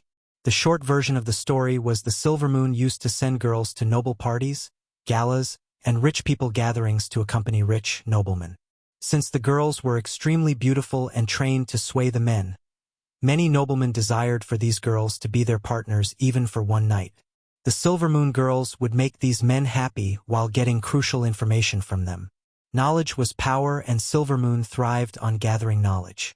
Noblemen asked, they Silver Moon sent girls, they came back with the information. That was the cycle until recently, when something began to change. The girls Sadie sent began to go missing. Since it was not unlikely for Silver Moon girls to run away, at first, Sadie thought they ran away. Soon afterward, more and more girls began to go missing, including little girls who didn't even come of age. Of course, the Silver Moon never sent little girls to the noblemen, yet they began to go missing while going to another city or traveling with their senior sisters. Michael dealt with human trafficking back on Earth, and this looked like one. As for Michael's question about going to Guardians, the answer was she went to Guardians, filed a complaint, and never heard from them again. No matter how many times she dropped by at the guild, they just gave her some half-assed answers. The sect was worse, according to Sadie. These girls just ran away. The sect was too busy with other things to go search for the girls. Out of desperation and guilt, she began to look for the person who said he came to punish the evildoers, Lucifer. Considering she investigated a few murders of Lucifer at the beginning, she knew about his signature. So she painted the symbol all around the kingdom to get his attention. Playing hero was not Michael's intention. If Sadie was not in the line to become the next head of Silver Moon, he would have dropped the posters in the hands of Noah, as he loved to be the Good Samaritan. Noah was competent, so Michael knew he would have eventually found these girls. However, Sadie was in line to be the next head, which made Michael take this task into his own hands.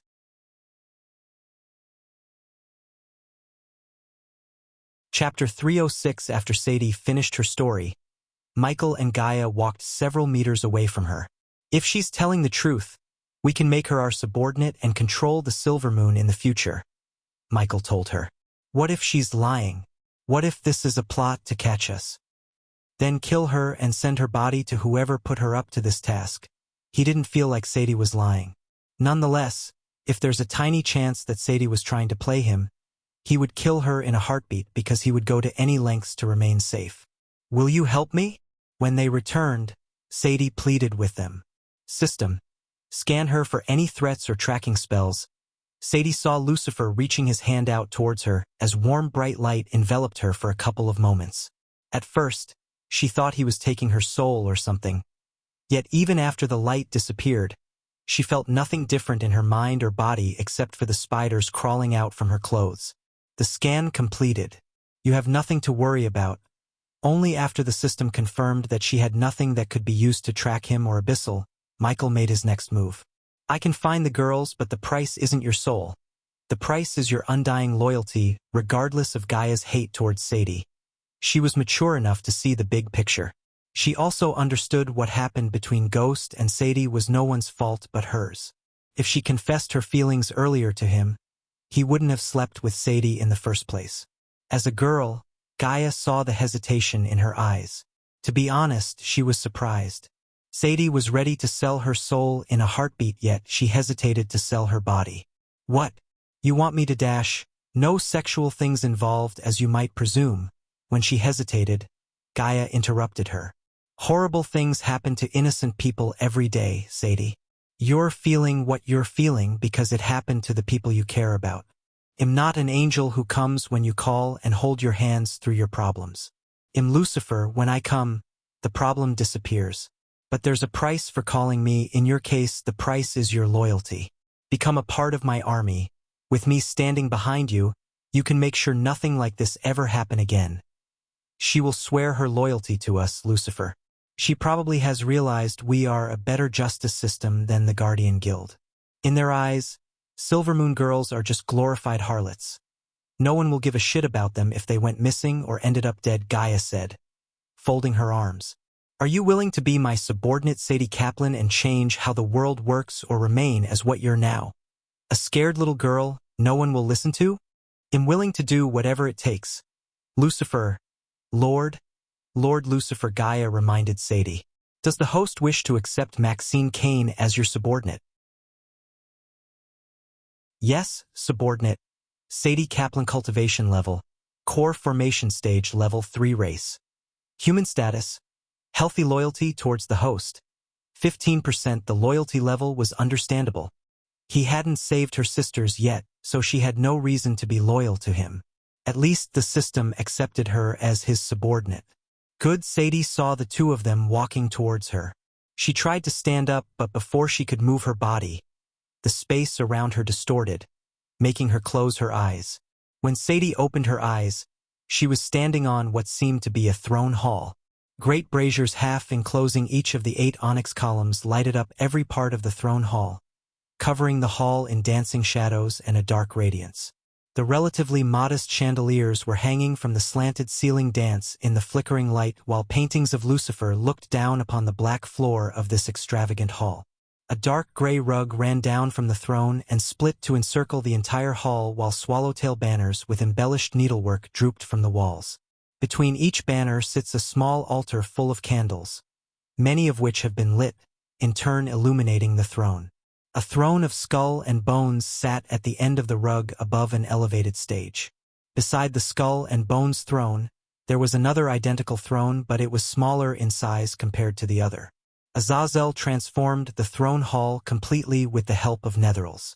While Sadie, staring at the throne hall flabbergasted, both Michael and Gaia seated themselves on their thrones. We should send our minions scouring the kingdom to find those girls, Gaia suggested. I have a lead. Sadie swallowed her fear to speak to them. Michael saw Sadie holding a parchment in her hand. Azazel. Sadie heard Lucifer call the name, looking beside her.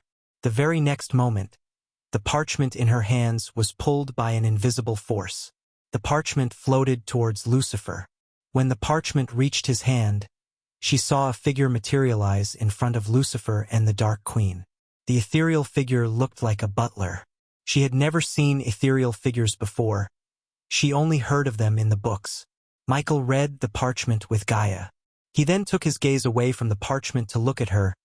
Minister Magnus, Michael asked, expecting her to explain how she came to the conclusion that Minister Magnus had something to do with the girl's disappearance. Shiho, the first girl who went missing, attended Magnus' party before her disappearance.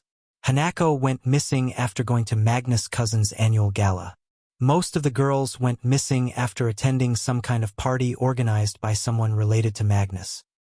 He's the common factor in all of this. Sadie clenched her fist as her nails started to penetrate her soft palm. Did you make any kind of move on Magnus to see if he really has something to do with the girls? Hearing Gaia, Sadie shook her head. He was recently promoted to take care of the military. He's using this as an excuse to avoid meeting people. That scumbag is pretending that he has a threat to his life. I couldn't get into or get him out of his manor. That shouldn't be a problem. No matter how protected he is, he wouldn't sleep with his guards around. Since he needed to live stream killing criminals to boost his legend and earn badass points, he guessed he could start with Magnus. Gaia noticed Sadie open and close her mouth like she has something to say. "What is it?" "Spit it out." "Rumor is he's coming to the opening of Ghost's restaurant." Michael's brows arched up behind his mask. He just asked Ricky and Daniel to distribute the opening posters around the kingdom, yet Sadie knew who's coming to the opening. This was why the Silvermoon sect was so successful, as they were basically a spy organization. With the right guidance and tools, Michael could turn the sect into a super spy organization. Coupled with his spiders spread around the kingdom, he could really see his shadow society thriving in the future. There are a couple of roads he could take to reach the river town. The good thing is they are all coming through forests of the Sunrise sect, Gaia said as Michael took an earbud from his system storage. With a flick of his wrist, he sent the earbud flying towards Sadie. "Put this in your ear. Magnus will be delivered to you here. Meanwhile, don't do anything stupid. If whoever took the girls became suspicious, they might kill them all if they hadn't yet," although Sadie knew the possibility of her sisters being dead. Hearing Dark Queen say this stirred the bad feeling in her gut. Her eyes yet again watered up. "Arya," after a few minutes he called the name. Sadie saw a petite brown-haired girl walking through the door at the throne hall's east side. She knelt before Lucifer on one knee. "Coordinate with Azazel and Sadie and search the docks and borders to locate anything suspicious." "Yes, Lord Lucifer," Arya said confidently as Michael looked at Azazel. "Tell Delar to release a few netherals to the royal land. That should keep the church and the guardians busy for some time." "As you wish, Lord Lucifer," Azazel bowed. After giving them their orders, he sent them away except Sadie. "From now on, keep away from the guardians. They are not what they appeared to be." Above those tangerine mountains and sparkling long river, kissed to their heady blush by the sun, were clouds that moved in shoals. And so the sky was equal parts blue and a chorus of grays, streaked with silvers and golds. People of Rivertown were coming out of their homes one by one with sleepy faces. It was still early morning, so the chirping of birds overpowered the sounds of people. Michael and Gaia were standing inside their newly built restaurant, enjoying its beauty inch by inch. Although the restaurant didn't exactly look like the Ristorante La Sponda, it was beautiful in its own way. The river view outside the glass window added extra charm to the place. "Lord Fover has really outdone himself." Master Ghost Gloria's eyes were full of excitement for the opening. She would have never thought her life would completely change the moment she met Ghost when he first arrived at Rivertown and stayed in Lucky Cat Tavern. She was not a mere waitress anymore. She was the manager of the most beautiful restaurant in the whole of Bradford or even in the kingdom. A few months ago, if anyone said she would earn 1,000 gold a month as salary, she would have told them they are crazy, but it became a reality thanks to Ghost. In a couple of months, she bought a new land to build a new home for her family, sent her siblings to the Sunrise sect, and saved gold coins for her marriage. Many of her friends were jealous of her for working for Ghost. "If he hadn't, I would have hanged that little bastard by his beard," Gaia said, making Gloria giggle. "In 3 days, we have several nobles and powerful people attending the opening. I want everything to be perfect. I won't let you down." Master Ghost Gloria's voice contained a sliver of fear, but it was overshadowed by her confidence. "Good. We really need to come up with the name Ghost."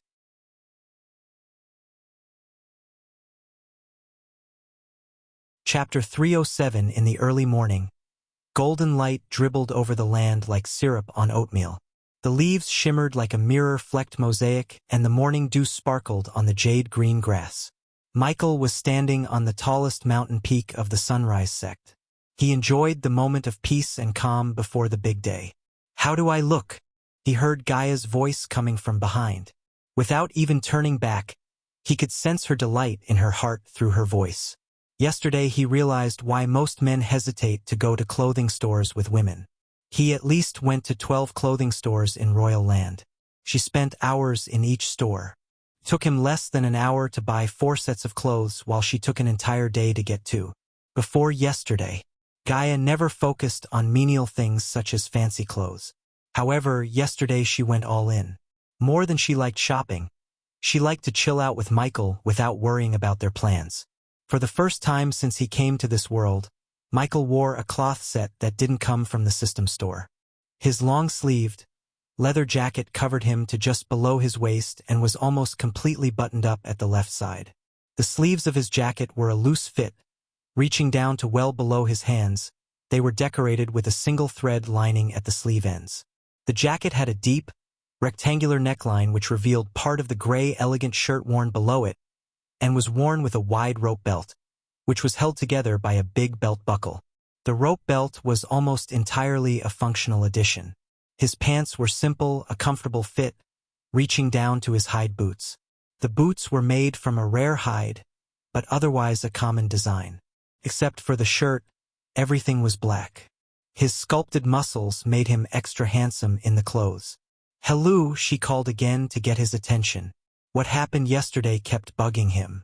After she called him again, he finally turned back to be startled by her beauty. Her fancy dress flowed from top to bottom and had a draped neckline, which lightly revealed the modest dress worn below it. The exquisite, tightly tied fabric of her dress covers her stomach where the continuous flow was broken up by a light leather belt worn quite high around her waist.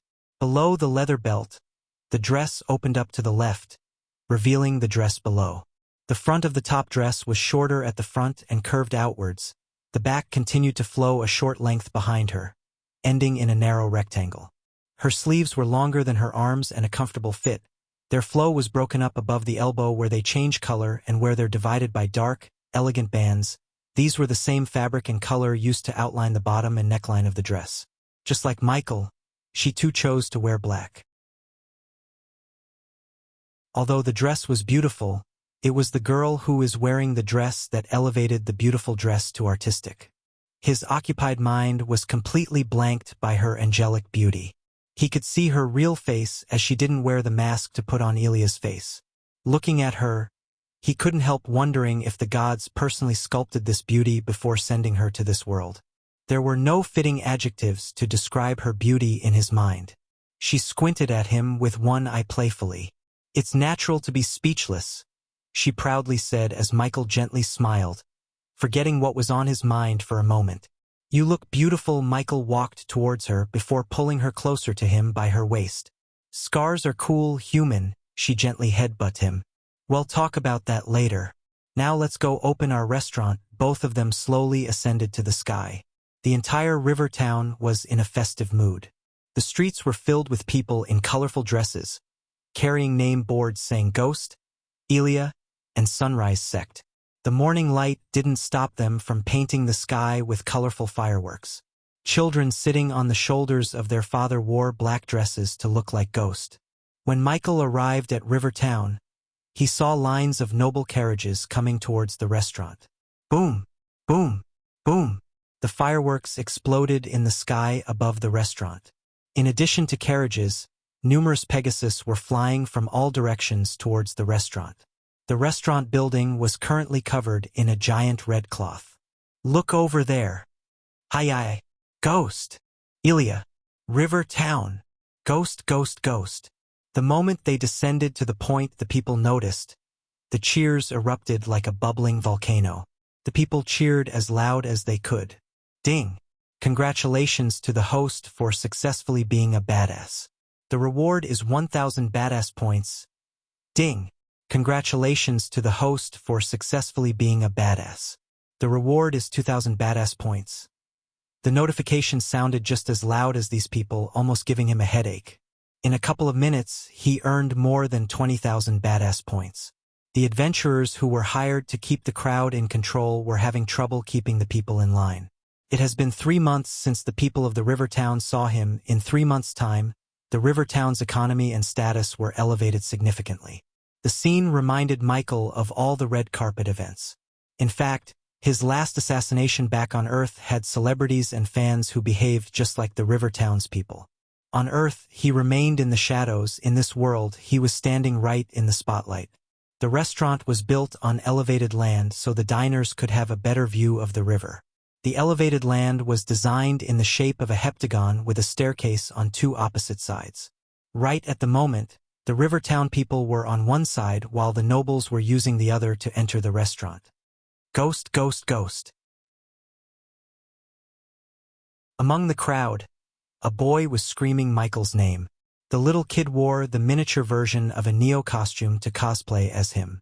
He was standing relatively close to the front line before climbing the stairs. Michael reached to grab the kid.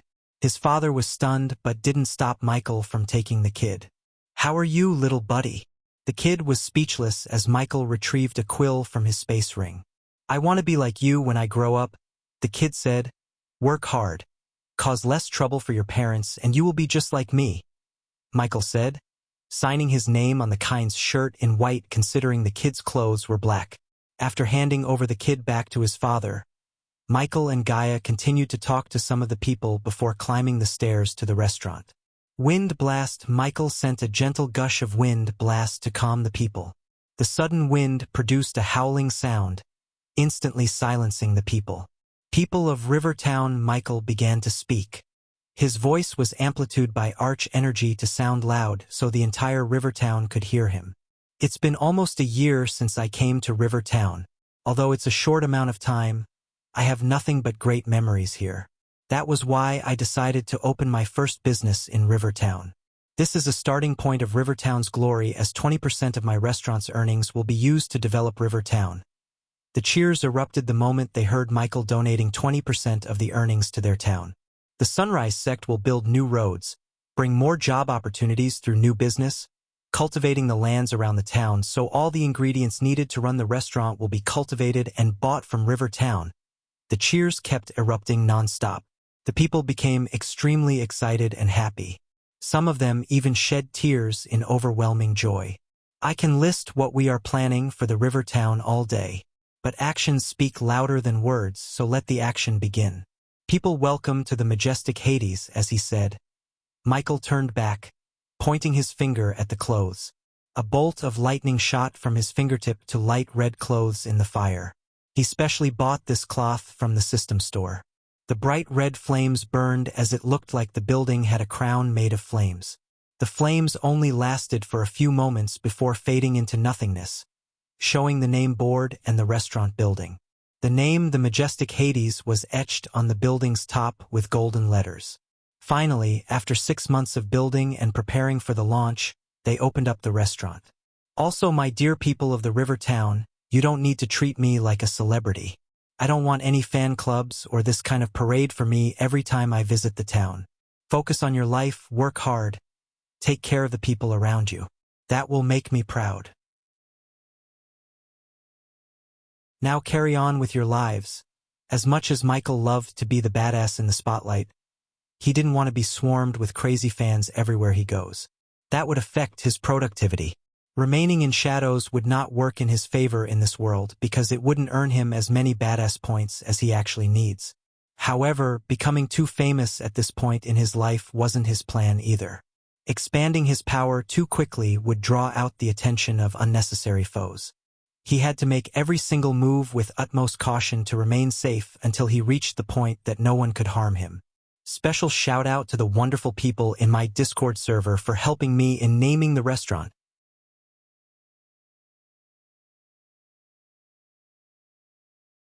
Chapter 308. "You're gonna get bored of these things sooner or later, Ghost," Elder Martin said, enjoying his baked silk fish. A 5-star chef could improve the taste of any food or drink, even alcohol, by 100%. In addition, food and drink made by them improved cultivation speed by 30% for the next week. Some dishes were even able to improve physical strength, defense, and concentration/focus by 5% for the next 24 hours. Of course, these were only some of the benefits in the long list. Effects or benefits varied from dish to dish. "I assure you, Elder Martin, I won't get bored. What's the point of living for 100 years if we don't enjoy everything this world has to offer?" "I agree with Master Ghost," Lord Malin, who was sitting on the other side of Michael's table, said. Currently, several men and women were occupying Michael's long glass table. There was Elder Martin from the Kane family, Lord Malin of Bradley, the elders of Sunrise sect except for Elder Sandra, who apparently hates gatherings, Reginald, Claire, Gaia, Olivia, and lastly, Ella, the new branch leader of Sunrise sect in Broad River, previously known as Broad River sect in Kingdom Kethin. She was eternally grateful for healing her burned skin and making her good and beautiful again. I'd choose this over dealing with inner family bitching. Lord Malin rolled his eyes, thinking about everything he had to deal with since becoming the family head. Welcome to the club, Lord Malin, Ella chuckled. You know we're here to help any time you want. Ella, Claire said, taking a sip from her wine glass. Miss Elia, hey race your seared moon boar. As they were speaking, a young waitress came carrying a smoking delicious dish. The entire restaurant was full and there were countless nobles waiting in line to get into the restaurant. The restaurant had 50 tables in different sizes. Almost 100 people could comfortably dine here. Regardless of the crowd, the waiters and waitresses trained by Gloria were doing a great job. All the 20 waiters and waitresses moved in perfect rhythm to keep the tables filled and diners happy. Gloria was training them for 3 months. Michael was thinking about raising Gloria's wage because of her talent. He never expected this kind of talent in managing a restaurant and training people from a girl who worked as a waitress in a small tavern. Cooking hundreds of dishes back to back didn't slow down Raylene even for a bit.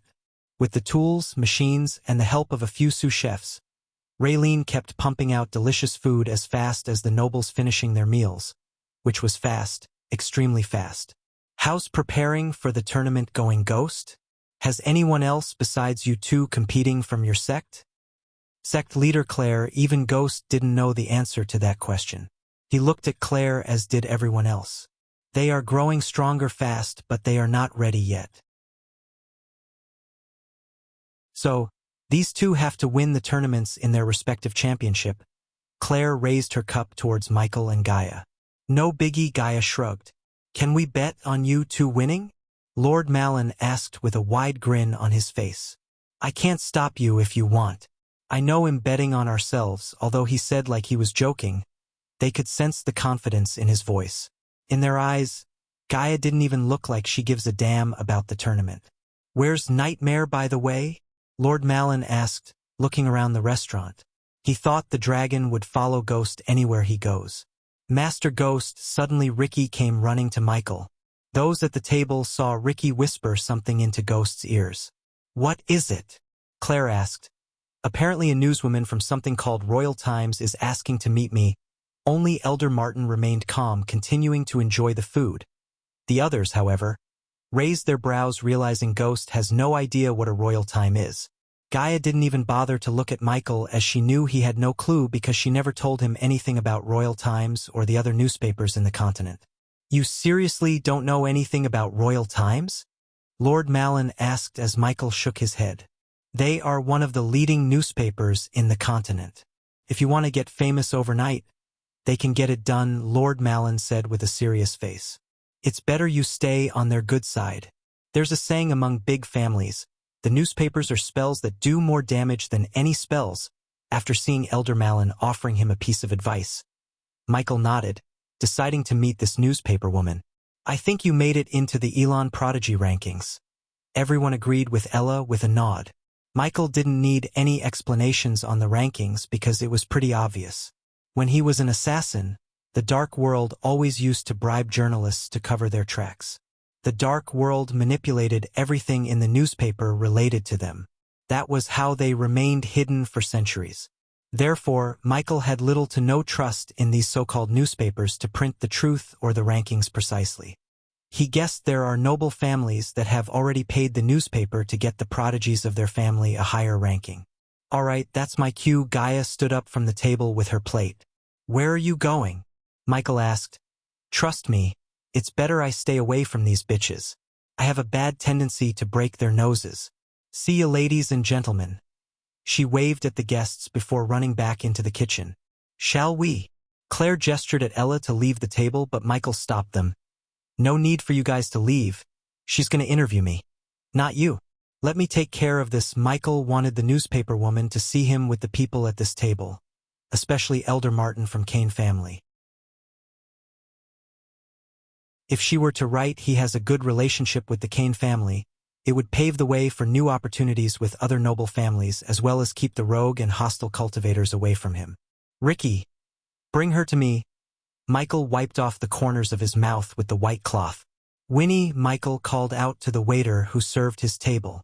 The guy was still flabbergasted at the fact Michael remembered his name from the start he met him.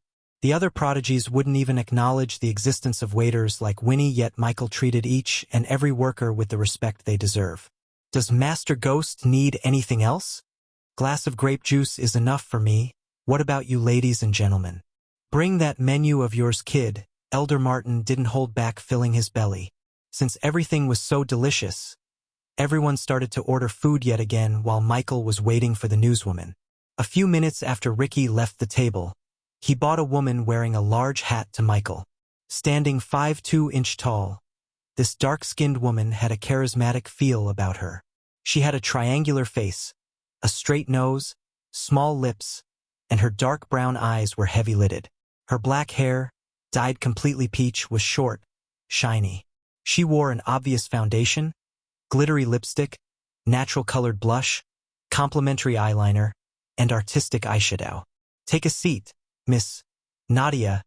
Nadia Hall from the Royal Times. Michael stood up, shaking her hand, then sat back.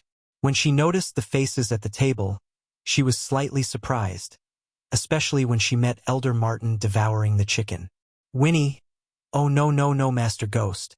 I'm filled, she said with a smile that was neither too friendly nor too cold. As you wish. Michael did not force her as he waved off Winnie, letting him take care of the other tables. Thank you for agreeing to me on such short notice, Master Ghost. Do you know why I'm here? She spoke in a thick British accent. The fact this world has accents similar to those on Earth surprised Michael. No, sorry. I don't quite follow the newspapers. So no. Let me enlighten you then. As you may or may not know, the Royal Times have been watching the young talents very closely. We wanted to do a piece of the new rising star of Elon. What better time than now, a week before the big tournament? I know you have guests to take care of, so shall we start the interview, Master Ghost? She placed a parchment and a quill on the table. She then closed her eyes, casting a spell on the parchment and the quill. The quill started to write itself. Let's start with your name, Ghost. Is there a reason behind your rather uncommon name? Michael relaxedly took a short sip from the grape juice. People called me Ghost for some reason when I was little. It stuck with me ever since. People? What about your parents, Master Ghost? Only after this question, Elder Martin raised his head to look at Michael. Everyone was interested in knowing the answer. I don't have any. I'm an orphan. Many people who heard Michael's answer were surprised. They never imagined an orphan reaching the stage where Ghost is. Hiding her surprise, Nadia moved on to her next question. It's difficult to make a name for oneself in the world of cultivation with a family backing you. So how did you reach this point without any family support? Hard work, he simply said. On Earth or on this world, Michael worked his ass off. He might have a system, but he needed to work mentally and physically to get to this point. Without hard work, no one could use the system to its full potential. Hard work? That's it? Hard work beats talent when talent doesn't work hard. Miss Hall. I had to pay in blood and sweat to get everything in my life.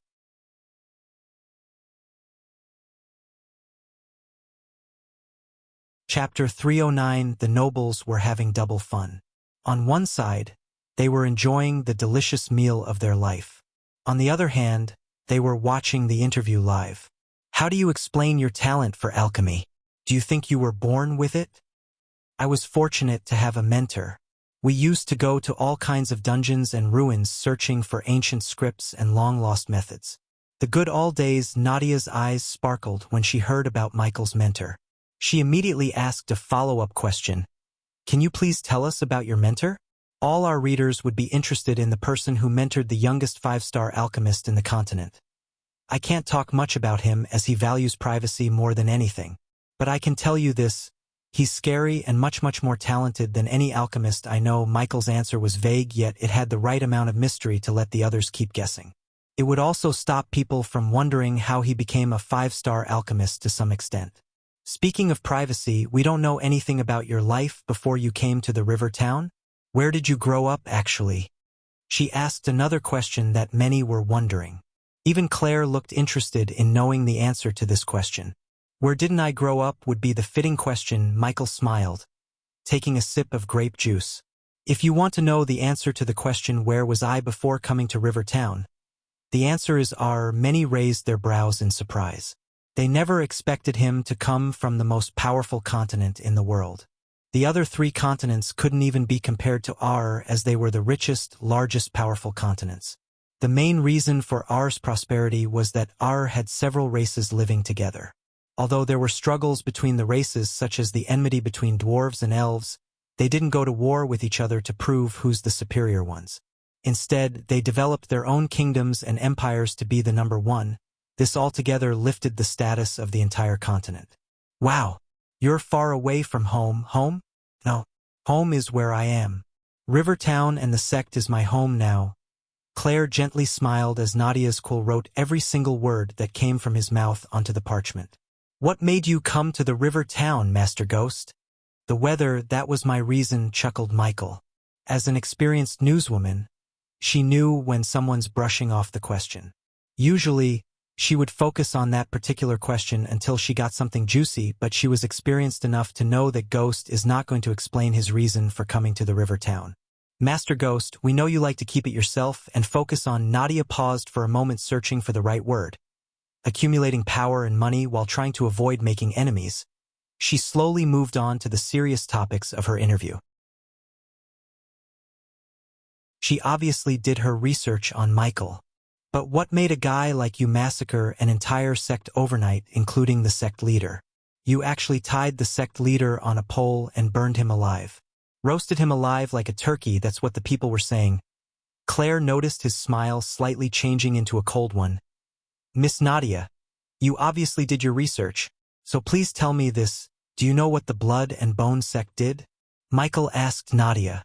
The people only knew Ghost massacred the Blood and Bone sect overnight, but most of them didn't know why he did that in the first place. I think it's because they killed the people in Rosewood Village. Michael put down the glass in his hand. His smile completely disappeared from his face. You said I massacred the sect and the sect killed the people in Rosewood Village. He emphasized the words massacred and killed. What the sect did was a massacre. What I did was justice. The least we cultivators could do to the commoners is let them be. The waiter and waitresses who heard Michael had their respect towards him lifted to another level. Let's talk about Heaven's Gate competition, Master Ghost. You're the first person to reach the 100th step. How did you do it? It wasn't very difficult. He could feel all the eyes on him, looking at him with both shock and surprise. Speaking of Heaven's Gate, there are rumors you and Miss Selena have some bad blood between you two. What's your comment on that? No comment. I don't respond to rumors. Nadia seemed disappointed, yet it didn't stop her from coming up with a follow-up question. We have on good authority that she personally came to interrogate you with the truth extractor pill that was concocted by Pill King Gabriel himself. I think what she did was out of grief. I was in the Nether Realm when her cousin was killed, and everyone knows there's no way of coming out of the Nether Realm until the portal opens. It was a desperate attempt to catch the killer. I'm not blaming her for doing that, he sounded truthful. However, Michael was planning to settle the score between them at the tournament once and for all. On the topic of tournaments, who do you think has the most chance of winning them? My girlfriend Elia will win the championship for the body strengthening stage, and I will win the other, Michael said casually. For some nobles, he sounded arrogant. For some others, he sounded confident. As far as Michael was concerned, if he couldn't even win the tournament with the system's help, there was no way in hell he could conquer this world. At the same time, he didn't think it would be easy to win, as he was accumulating badass points to buy new spells and upgrade the existing ones. Wow, you sound pretty confident, Nadia giggled. What he said was a good piece that would stir the heat between the youngsters who were competing. The more hype her newspaper created for the tournament, the more the tournament committee would pay them. If your parents were to read this, what would you say to them? He was slightly stunned by her question. He never expected her to come back to the topic of his parents. Is it really necessary to ask him about these things? Claire intervened. She didn't like Nadia poking into the bad memories. It's okay, sect leader Claire, Michael said before Nadia could answer Claire. First of all, I don't have any parents. The moment they chose to throw me away like a piece of trash they never wanted, they ceased to exist in my world. I used to watch children play with their parents, you know how their mothers loved them, the fathers protected them. I envied them when I was little, although Michael and Abraz were two different persons. The pain of being an orphan was the same for both of them. He knew he was Abraz, so he wanted Abraz's parents to know what he's feeling.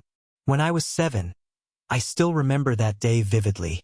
I stole a piece of bread as I didn't eat anything for 3 days. The baker, who was a heartless son of a bitch, caught me and gave me this. Michael slightly pulled his shirt away to reveal the burn mark near his collarbone. He punished me for stealing by burning me with a flaming charcoal piece. I cried until I had no tears left in me. There was no one there for me to. Michael felt a lump in his throat while Claire's eyes already started to well up. There was no one there for me to ease my pain, no matter how loud I cried or how long I cried. I fainted crying. When I woke up, I was still there, on the side of a pavement, drenching in rain. I never asked for any of this. If they never wanted me, they shouldn't have brought me into this world. His voice turned cold. A glint of murderous intent emerged in his eyes. If they were to read this, I have only 4 words for them. Stay away from me. That's it. The interview's over. Gaia came to Michael's table to break the interview. Her eyes were bloodshot red due to anger and sadness. Please excuse us, ladies and gentlemen. Michael left the dining hall quietly. Thankfully, Gaia didn't cause a scene. Nadia was lucky that she didn't get her nose broken by Gaia. 2 days after Michael's interview with Nadia, Diana was sitting on a bench in her garden. The newspaper she was holding was drenched in her tears. No one could be seen in the garden except Diana. She sent all the guards and servants away. Because she had to leave Kethen to get something important, she couldn't go to the river town for the restaurant opening. So when she heard he gave an interview, she paid thousands of gold coins to get the first printed edition, as she couldn't wait to read her son's interview. She wasn't crying her eyes out because he told his parents to stay away. She cried, thinking about the pain he went through when he was little. She could feel his hate towards her and Ethan through his words. She never wanted any of this to happen to him. Her heart bled reading his story. If she could, she would want to go to him, tell him everything, and beg for his forgiveness.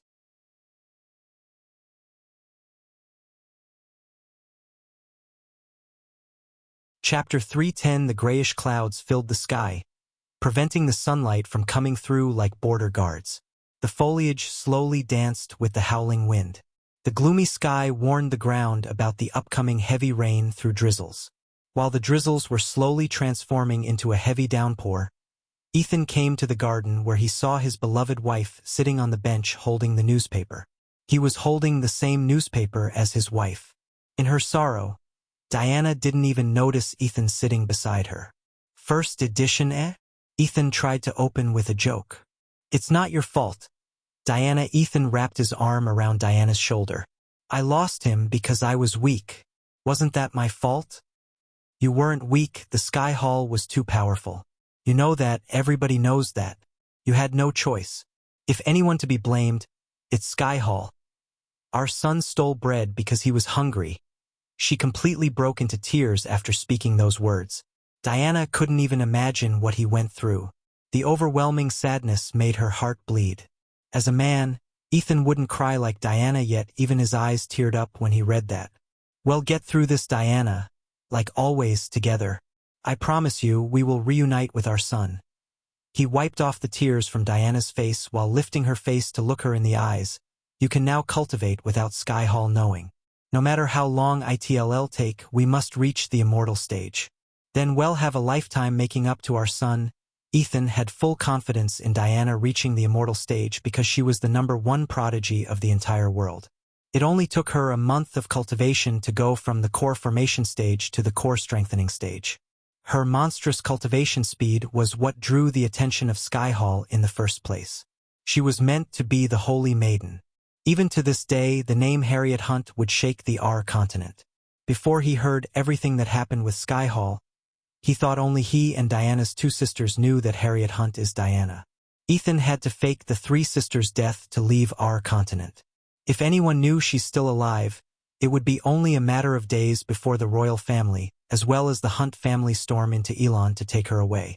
As far as Diana was concerned, her talent was more of a curse than a blessing. She lost too much because of her talent. To the outside world, Diana was happy for her children's talent, except she was more worried about them than feeling happy for them. She didn't want her children to suffer the same fate she does because of their talent. Diana never regretted leaving everything behind in R. If she hadn't left her family, her two sisters would have been married off to some wealthy old men, while she would have ended up as the Holy Maiden. Diana's parents viewed the three of them as trophies instead of as their daughters. They wanted to use them to increase the Hunt family's influence and power. Because of her decision to leave R with her sisters, they were blessed with peace and a happy family. She never imagined the price for leaving her life on R behind would be her son. One day he will understand everything. Dien. The heavy downpour came with a thunderclap. Flashes of lightning flashed across their eyes. With the climate, Diana's mood also changed. Sky Hall, the veins in her eyes began to pop up, making her eyes redder and redder. You know, Ethan, I was trying to run away from being Harriet Hunt. She stood up from the bench. I can't run away from who I am. For a second when the lightning flashed, Ethan could swear he saw Harriet Hunt, the raven beauty of R. In his mind, her golden hair transformed into raven black while two swords appeared in her hands. Raven black hair, two swords, black dress from top to bottom. That was the Harriet the entire R continent was afraid of. If Ethan had seen Ghost, he would have been startled to see the similarities between Harriet and Ghost. I'm gonna make every single one of them who hurt my son pay. I am Hunt, Harriet Hunt, and I have a score to settle. Meanwhile, back on the Abyssal, Michael was standing in front of a giant mirror. He was in his gray sweatpants staring at his naked upper body in the mirror. Various degrees of burn wounds, bullet wounds, and scars riddled his body. 3 days ago when he woke up, the scars he had when he was on Earth as well as new scars magically appeared on his body. The system asked him to upgrade it if he wanted to know how and why the scars appeared. Those scars brought some bad memories. Moreover, Michael wondered why these scars suddenly appeared. He didn't know the Ghost's soul piece and Abra's soul piece are slowly merging together into one as they were when he was born in this world. With the soul pieces merging, they brought the scars back. This change was visible to his eyes. What wasn't visible is that his mind and heart becoming one entity instead of two, which were Ghost and Abra's. Until now, he thought he and Abra's were two different people. The truth was, however, they were the same. Only because of Sky Hall, his soul was split into two. One piece ended up on Earth and grew up to be Ghost while the other grew up to be Abra's. Fate had brought the two pieces together once again. As he was staring at his body with mixed emotions, Gaia was whistling her favorite music while counting the gold coins they got from the restaurant. Nightmare was helping her by counting the stacks with her. Vidora just stood on Gaia's shoulder, supervising the two of them. Hey, do you want to know the total collection or keep staring at your own body? Michael put on his t-shirt before jumping into the bed with Gaia. Hit me with it. Good, you're back. She pinched his cheek playfully. Well, we earned a whopping amount of 2 million in 3 days. Because of your fucking generosity, we need to give 20% of the earning to the sect so they could develop the river town.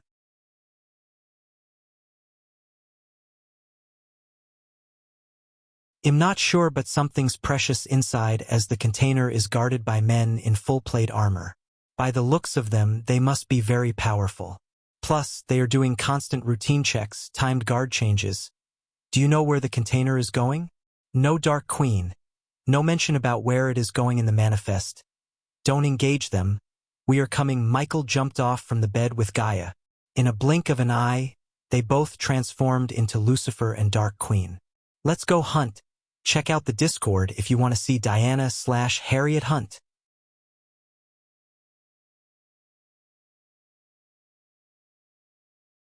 Chapter 311. At the edge of the cloud, there was a brilliant white patch, like a turning page catching the sun.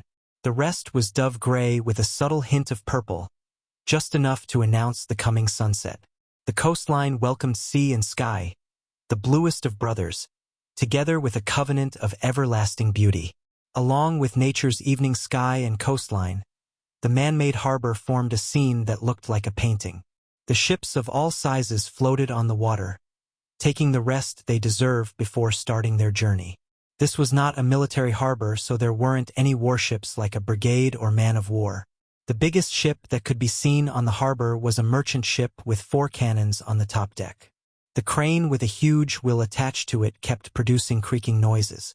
One could see almost half of the royal land from the crane's top. When the last of the sunlight faded away from the place, 2 figures appeared on top of the crane. Their black capes fluttered in the wind. The light coming from the half-moon vaguely showed their bodies. That's the ship. Gaia pointed at a lone ship silently floating on the water far from the rest of the ships. It was a merchant ship but didn't have any cannons. From the outside look, the ship looked no different than a typical merchant ship used to transport goods from one port to another, except Michael could see 10 core formation level 8 warriors on board disguised as crew members. Where are the armored guys Arya was talking about? Gaia asked. Maybe in the below decks. We need to know their exact locations before doing anything human. They are not some weaklings we could waltz in and kill. It's time for a new skill, Michael thought as he entered the system with a specific skill in his mind. System, I need you to take whatever points you need and get me the X-ray vision. Remember, I need to see what's inside the ship and container, so don't get me a level 1 skill and ask me to upgrade until I have no points left.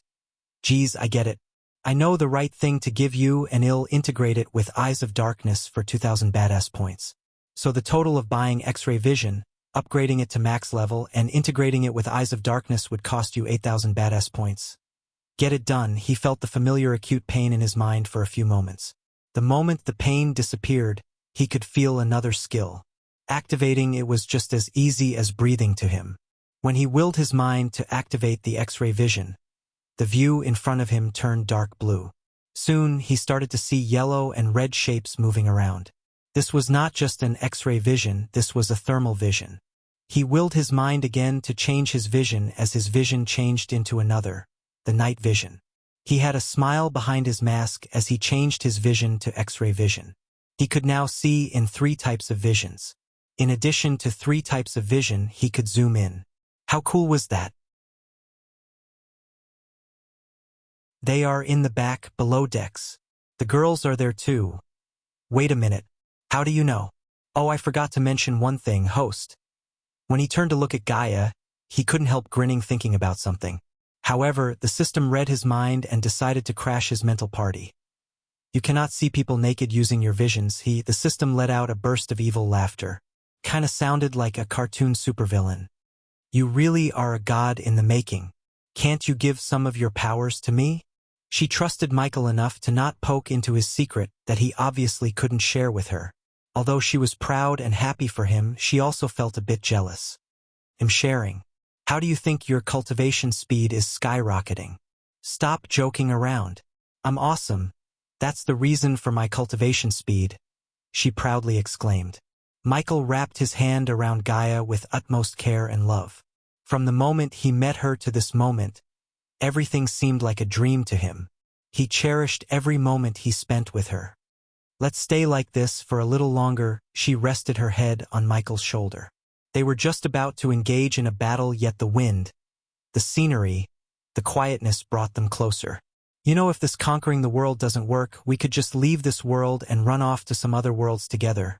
You said it yourself, I'm a god in the making. When was the last time you heard a god fail? Ding, ding, ding. While they were embracing each other, a bell-ringing sound came from the harbor. Soon afterward, the ship with the core formation warriors slowly started to move. They didn't jump down from the crane to reach the ship. They just waited for the ship to sail far away from the harbor so no one would be able to call for reinforcement from the land. Until now, Michael never directly messed with the Guardians. What the fuck are these Guardians doing with Silvermoon girls? I know they are a shady bunch unlike many humans think, but this is too much. We can't say for sure the entire guild has a hand on the kidnappings. Maybe a few corrupted Guardians are the ones responsible for this. The Guardians were Michael's main foe, yet he couldn't believe the entire guild would involve in human trafficking. A few corrupted Guardians using their guild's power to do this shady thing seemed more likely. Even if we hand the scumbags responsible for this on a silver platter, the Guardians wouldn't do shit to them. They'll just tell us they would take care of the matter in-house. Best case, the scumbags will be stripped of their Guardian title. At worst, They will get a slap on the wrist. Typical, Michael snickered inside. The Guardian Guild wasn't too different from a government in some countries where politicians rarely got punished for their crimes. If the Guardians hadn't branded him as their foe who must be killed by any means necessary, Michael would have left them alone. Since that wasn't the case, he needed to root out the guild before they found out about his true identity and kill him. Come on, we should follow them at a safe distance. Michael slowly started to ascend to the sky with Gaia. He didn't cast the lightning dash to speed up his pace. They just followed the ship, keeping a safe distance from the ship. Due to their black armors, it was impossible to see them in the night without casting any spells. While Michael was flying above the ship, he noticed several defensive arrays on the upper deck thanks to the Eyes of Darkness. When he was in the treacherous ocean, he had to pop in a bunch of perception pills and depend on the system to break the illusion formations. But now, he could easily find the source points to break the formations. Although he found the source points, destroying from where he was would reveal his location as well as alert the guards. That's where Gaia came in. He quickly bought a laser pointer from the system for 100 badass points. What? Can you shoot that exact point from here? Can I? Humph. She sneered as the bow of Legolas painted in black materialized in her hand. She knocked an arrow, feeling the wind's direction before releasing it. The arrow soared through the arrow like a bullet. The moment the arrow hit the place pointed by the laser, Michael saw the defensive formation fade away. The guards were oblivious to the formation's disappearance. That's how you break a formation. Find the source point, destroy it. Michael explained the reason why he asked to shoot that place. How many formations are remaining? She nodded before asking. One on the rudder stage, one on the crow's nest. Use the ice arrows. The first formation was located on the ship's far back, so firing an arrow did not alert the guards. However, there was a guard steering the rudder and another one would soon come to take the crow's nest so he or she could watch over the skies and the sea around. If they found the arrows, they would alert the guards, which might make killing them difficult. Stealth seemed to be the best option to kill the warriors, especially the 2 core strengthening stage cultivators. Who knows what kind of spells they possess? Therefore, Michael wanted to kill them as discreetly as possible. Because of his alchemy trait, he created a new type of liquid. Mixing the liquid with water made the ice arrows immune to the fraction produced when flying through the air. Hence, the ice arrows won't dissolve in the air before hitting the target. However, after hitting the target, the liquid mixed water's molecular structure would be changed due to the collision force, resulting in immediate evaporation. The only downside of using the ice arrows as they weren't strong enough to penetrate a human body. That downside didn't matter when it came to destroying source points. Gaia quickly fired an arrow to the formation source point on the crow's nest before flying to the rudder stage, where they saw a core formation warrior steering the rudder while whistling carefree. Currently, there were 5 core formation guards roaming on the upper deck on top of the guard at the rudder. One of them reached the crow's nest with a quick, swift jump. Boom! Boom! The sound of thunderclaps could be heard coming from a distance. In addition to streaks of lightning, he saw a tornado forming in the distance. We should use that storm as a distraction to kill them all, she said. What's on Michael's mind? With a nod, Michael moved away from the ship instead of taking a risk of firing the ice arrow to the formation source point on the rudder stage.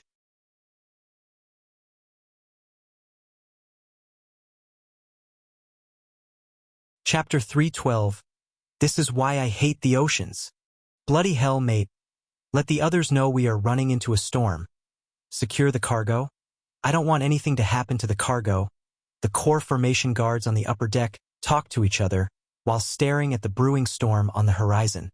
Among the 6 guards on the upper deck, 2 were standing on the ship's front, 1 was standing on the crow's nest, 1 on each side of the ship tending the sail masts. The 6th one was the guy steering the rudder. Luckily, they were all staring at the storm as none kept an eye on the rudder steering guard.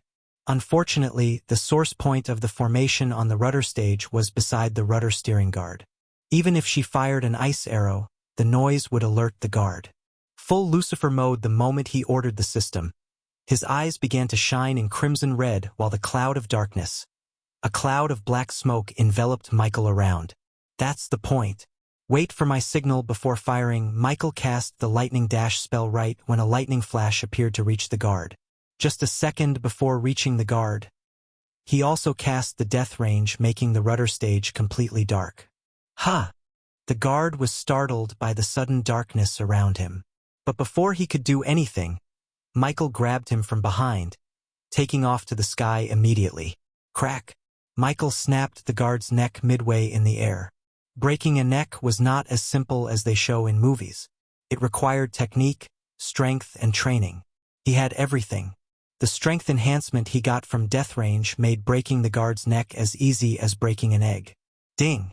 Congratulations to the host for killing a core formation stage, level 8 cultivator. The reward is 210,000 experience points and 1,000 badass points. The moment he killed the guard, Gaia fired the ice arrow, breaking the last defensive formation. Take care of the two in the front. They'll take the other two. Gaia nodded as she flew towards the ship's front from the back. The guards' focus was on the storm, so they didn't notice Gaia above them through the dark night. Plus, they were carefree because of the defensive formations, as they depended on the formations to alert them if there was an intruder on the ship. Michael was hovering directly above his two targets while Gaia stayed a few meters away from her targets so she could kill the two of them as quickly as possible. Go! The moment Michael gave the signal, she fired 2 arrows within a second. Each of them pierced the head of its target. On the other hand, Michael landed right between his targets before sending 2 lightning bolts from each hand at each target. Just like Gaia's arrows, Michael's lightning bolts also pierced its target's head. The guards didn't even have a moment to react. Ding! Congratulations to the host for killing a core formation stage, level 8 cultivator.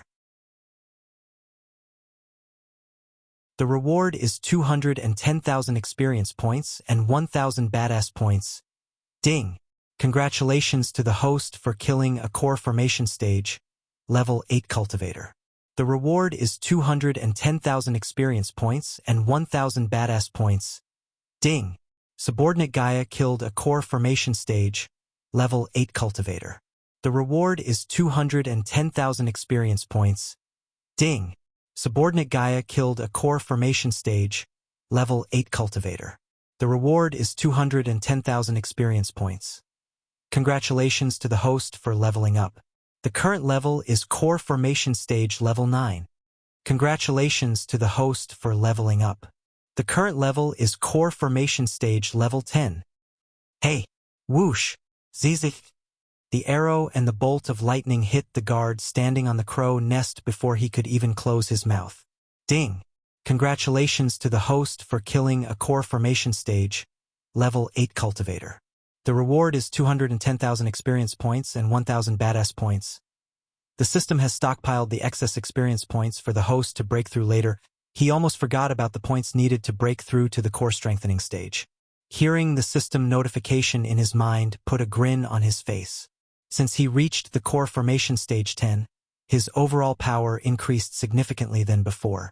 Therefore, killing the 2 core strengthening stage cultivators would be much easier. Wait a sec, Michael said to Gaia when she landed on the deck. Under her gaze, he cast the lightning dash to reach one of the guards he just killed. He quickly picked up the body, tossing it into the ocean. As he disposed of the body, he didn't dare to steal their space rings for safety precautions. She continued to watch him throw the bodies one by one into the raging ocean. The howling sound created by the storm became louder and louder.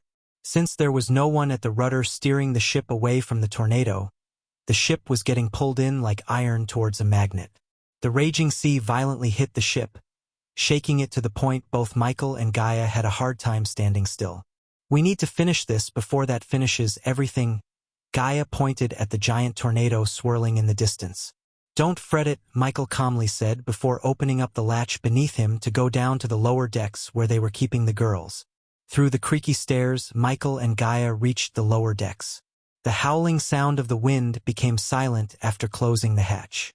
They were welcomed by a dark corridor with a couple of lanterns hanging on the wall to give just barely enough light to see what's in front of them. Using the X-ray vision, Michael located the remaining guards in the lower deck. The 2 core formation guards seemed to be playing a card game in one of the rooms 10 meters away from Michael.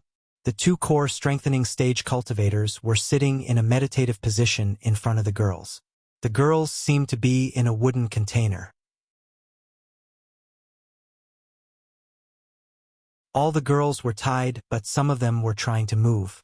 The others, however, remained still. Michael and Gaia slowly sneaked towards the core formation guards. "Go kill the core strengthening guards, I'll handle these two," said Gaia. He knew she could kill them without a problem, yet he needed to do one little thing before leaving her. Michael squatted on the floor, looking at the space between the door and the floor. He then willed the system to give him the fear toxin vials in the storage. As he poured down the fear toxin, it evaporated into the room through the space. With this amount of fear toxin, it won't freak them out as usual, but it will mess with their mind. "Be careful," after nodding, Gaia whispered. Giving a little nod, Michael left Gaia to reach the room where the girls and the last two guards are. The wooden door to the room was shut closed. From the other side, Michael could sense the arch energy circulation. The two guards were obviously cultivating despite the shakiness of the ship. They were oblivious to the fact the ship is heading towards a storm. Michael scanned the room for any formations. Luckily, he found no formations. Just like before, Michael squatted down to send fear toxin into the room through the space between the door and the floor. He was careful not to make any sound. In a few seconds, he poured 4 vials of fear toxin into the room. If there were no girls inside, he would have poured 4 more to completely mess with the guards' minds. Since that was not the case, he had to be careful with the amount of fear toxin he should pour, or the girls would die inhaling the toxin. After pouring enough fear toxin, he slowly turned the doorknob to open. The door creaked open to reveal 2 bald men in their early 40s cultivating in front of a wooden cargo container. The moment Michael closed the door behind, the 2 cultivators abruptly opened their eyes. So much for stealth, he thought. The old door creaked more than Michael wanted. Hence, the creaking sound made the cultivators open their eyes. "Who are you?" one of the bald men asked as they stood up. Lucifer, the other one, quickly recognized Michael. The 2 of them suddenly shook their heads as the fear toxin started to take effect. Their pupils began to dilate. Although the fear toxin would make them hallucinate and kindle the darkest fear in their hearts, it wouldn't last long. The stronger the cultivator, the less the fear toxin's effect on them. That was why Michael couldn't go kill all the stronger cultivators using the fear toxin. Death range. Michael immediately cast the death range spell, as the fear toxin's effect would fade away in a couple of minutes max. The room was completely darkened by the spell. Lightning dash. While they were stunned by the fear toxin and the death range spell, he used the lightning dash to close the gap between them. Pulch! Pulch! Michael stabbed the both of them in their throats with needles dosed in his paralyzing poison. The paralyzing poison prevented the cultivators from casting spells. The 2 guards stumbled backward. Michael didn't stop as he used the lightning dash yet again. This time, he stabbed them with a dagger repeatedly. Since they were core-strengthening cultivators, he needed to use all of his strength to send the dagger into their bodies. Pulch! Pulch! Pulch! The blood kept splashing on Michael's suit of armor every time he stabbed them. He focused on their throats because throats were soft, as well as stabbing them in the throat would stop them from casting spells. Took Michael 20 stabs to make them fall down. In addition to paralyzing poison and fear toxin, Michael needed to cast death range as well as use the maximum speed of lightning dash to make the 2 core strengthening stage cultivators fall down. Even after getting stabbed 20 times in the throat and chest, they were still alive. Ding! Subordinate Gaia killed a core formation stage, level 8 cultivator. The reward is 210,000 experience points. Ding! Subordinate Gaia killed a core formation stage, level 8 cultivator. The reward is 210,000 experience points.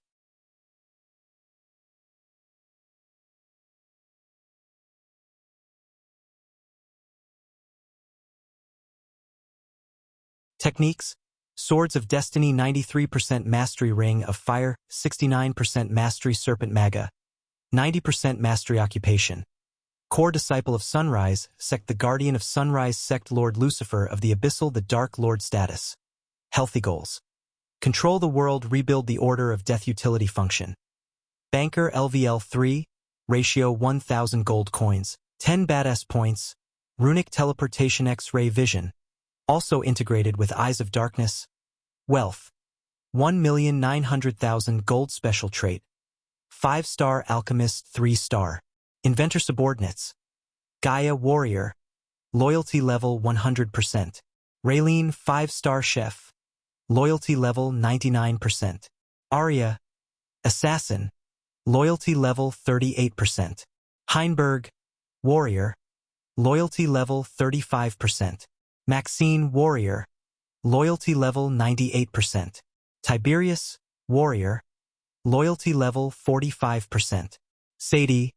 Loyalty level 30%. The Silent Reaper crew pirates. Loyalty level 85%. Base of operation. Sunrise sect the Abyssal, the Crypt, the Silent Reaper familiars. Nightmare, Forest Dragon Vidora, 3-headed Hydra. After willing the system to show his status, he just stared at the status for a few moments. System, show me how powerful my spells are. It's becoming hard to perceive who can or cannot be killed with my spells. Reforming the status window will cost the host 1,000 badass points. Take it. Reforming the status window. Showing host the spells with more information skills and spells. Wind Blast LVL 3. It's pretty self-explanatory. You can blast people and mess with celestial energy flow. Michael sighed, seeing the system's information about the Wind Blast. It was right though, he had no confusion or questions about the Wind Blast. The more he used the spell, the more control he achieved over the air element. In the beginning, he could only send a couple of blasts of wind from one hand. Now he could send several wind blasts from both of his hands. In addition, he could reshape the blasts into crescent-shaped wind blades. Although the crescent blades were not powerful enough to cut a person in half, it was powerful enough to leave a nasty cut, especially if he attacked anyone below the body strengthening stage. Responsive Shield, LVL 4. Absorb any spell attacks from anyone on or below the stage body strengthening stage. Environment Scanning, LVL 30. The spell would detect hostiles and friendlies in a 20 m radius. Ignitia, LVL 3. The spell can kill anyone on or below Core Formation Level 3, ignoring the defensive spells belonging to the class Rare or below. The spell's power would be decreased by 50%, 75% by defensive spells belonging to the class Epic and Legendary respectively. After casting Death Range, Ignitia can kill anyone on or below Core Formation Level 6, ignoring the defensive spells belonging to the class Rare or below. Lightning Dash, LVL 3. Anyone on or under the body strengthening stage wouldn't be able to spot the host, but bolts of lightning. Cultivators below Core Formation 4 could make out the host's figure in a blurry vision. To the eyes of cultivators above Core Formation 4, the host will move 30% faster. After casting Death Range, anyone on or under the Core Formation Level 6 stage wouldn't be able to spot the host, but bolts of lightning energy devour, LVL 1. Specific types of arch energy could be absorbed and transformed into experience points. System level is too low to give more information. Death Range, LVL 3. The host's power will rise by 30%. Eyes of Darkness, normal. Can sense the cultivation level of others. Eyes of Darkness, Lucifer. Can sense the cultivation level of others. Can see through illusions. Cloud of Darkness, Lucifer. Weak-willed enemies will lose their courage completely and surrender. Death Range will be 50% more powerful. If activated in darkness, the host's cultivation level will be boosted 4 levels up regardless of the stage barrier. Wordless Spellcaster, Lucifer.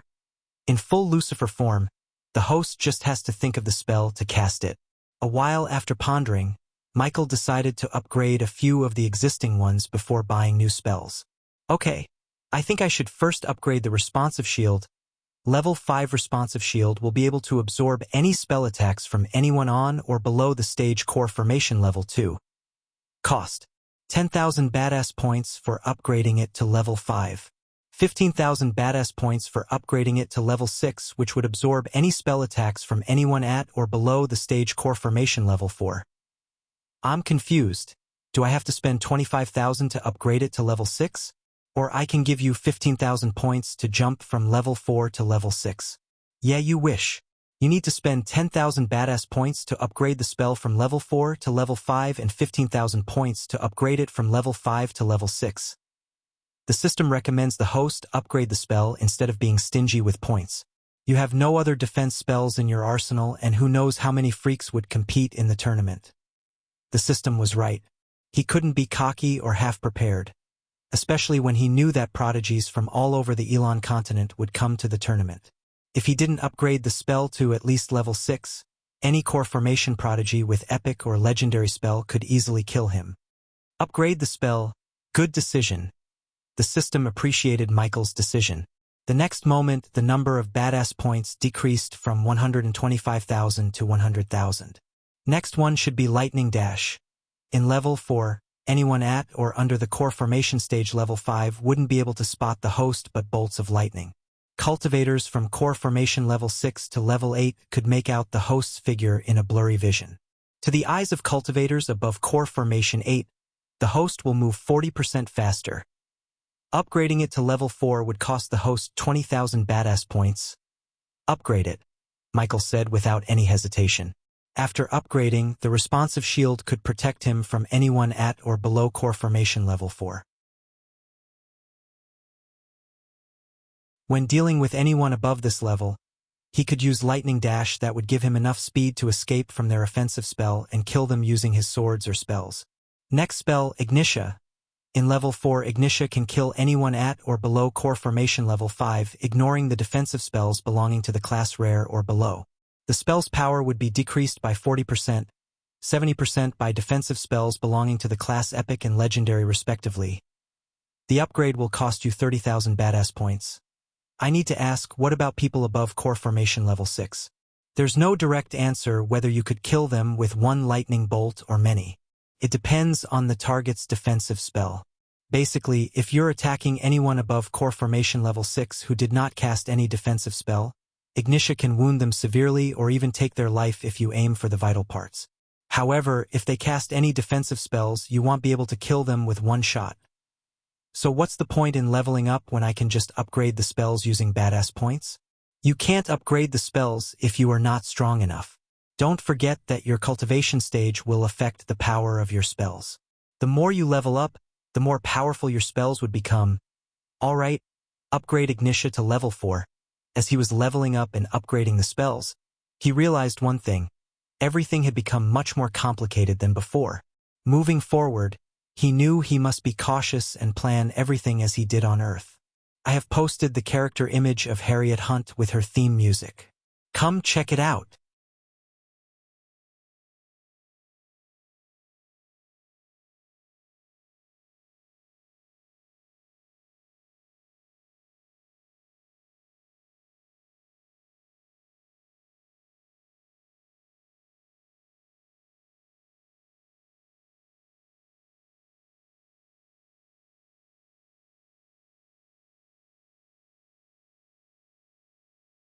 Back on Earth, Michael witnessed gory scenes while dealing with human traffickers, but compared to what the Silvermoon girls went through, the girls on Earth had it easy.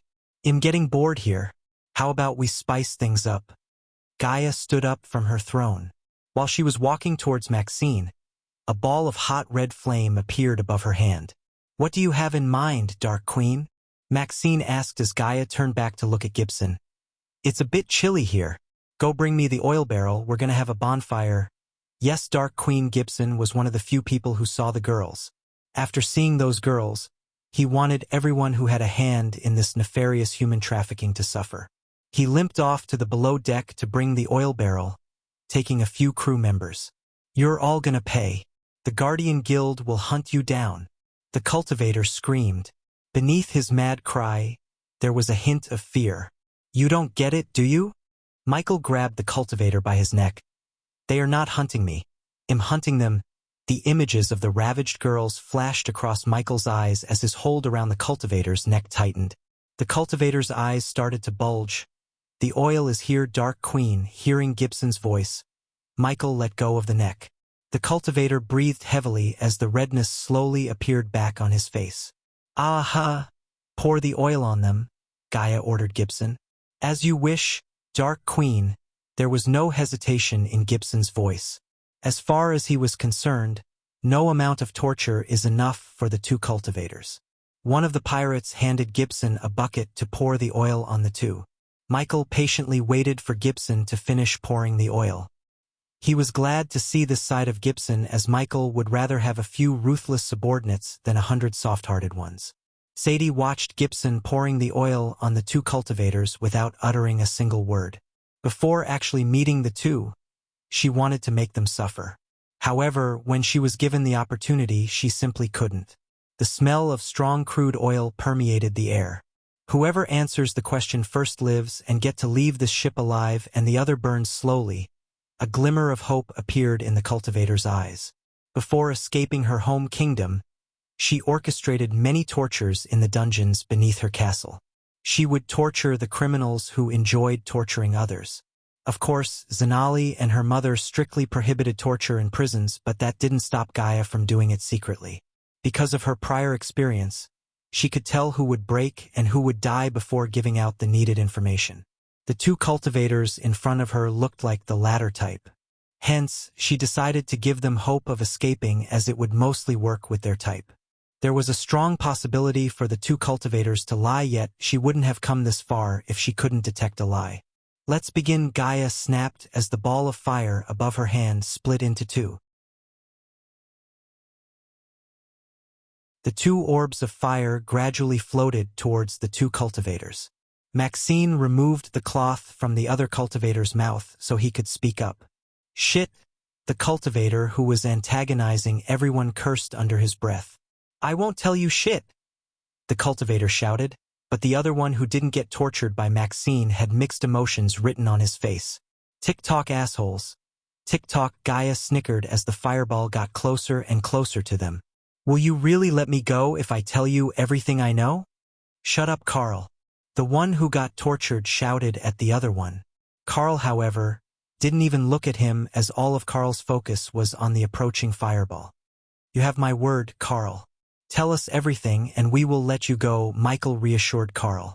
Carl felt the warmth of the fire. He knew it's only a matter of seconds before he burns alive.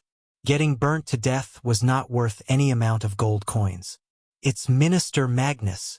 Since Sadie also doubted he's the one behind all this, Michael and Gaia knew Carl is telling them the truth. "We have a winner here, boys," Gaia clapped as the fireball approaching Carl disappeared while the other one lighted the oil. "Ah!" The scream of the cultivator reverberated in the sea. He kept twitching as the fire completely enveloped him. The fire burnt the ropes that tied him to the pole. He tried to roll on the ground, except it was too late. "Look at how he's enjoying his firebath, Carl," Gaia chuckled evilly. "We can give you the same experience if you don't tell us everything. I mean everything, you know." Carl's face was completely pale. He saw his colleagues charred, remaining on the ground, radiating smoke. Just thinking about it made Carl's hair stand up straight. "Maxine, bring Carl to our room." Maxine nodded before dragging Carl behind Gaia towards the captain's cabin. Michael, on the other hand, walked towards Sadie. She was still looking pale as her body kept shaking. "If you don't come out of your shell, more people you care about will get hurt. Think about it while you bury your fallen sisters." As he walked past Sadie, Gibson came to him. "Lord Lucifer, what about the rest of them?" Sadie turned back. She didn't know what to do with the girls. They should go to Tiberius land. After everything that happened to them, they need to be with people they can relate to. Coordinate with Heinberg and see to it personally, considering Tiberius people were slaves who endured the abuse of their masters for years and overcame the trauma. Michael thought it would be better if the girls went there instead of Elon. Sending them back to Elon would only make everything worse for them. Lord Lucifer," Sadie stuttered as Michael stopped walking. "Can I say my goodbyes to them? You were responsible for them, so they will blame you and your sect for everything.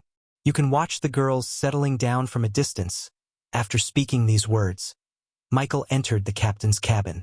"Lord Lucifer is right, Mississippi. Those poor girls have suffered enough. You meeting them will bring back memories they must forget." Gibson gently patted Sadie's shoulder to console her. Sadie broke down into tears. Deep down she knew they were right. "They are going to a much better place, Mississippi.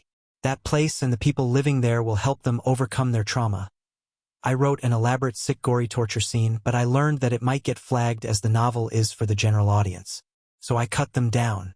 Hope you still enjoy the chapter, and let me know your thoughts. You're tuning in to the Legend of the Vagabond YouTube channel. Don't forget to subscribe and join us on this journey to catch the most captivating stories.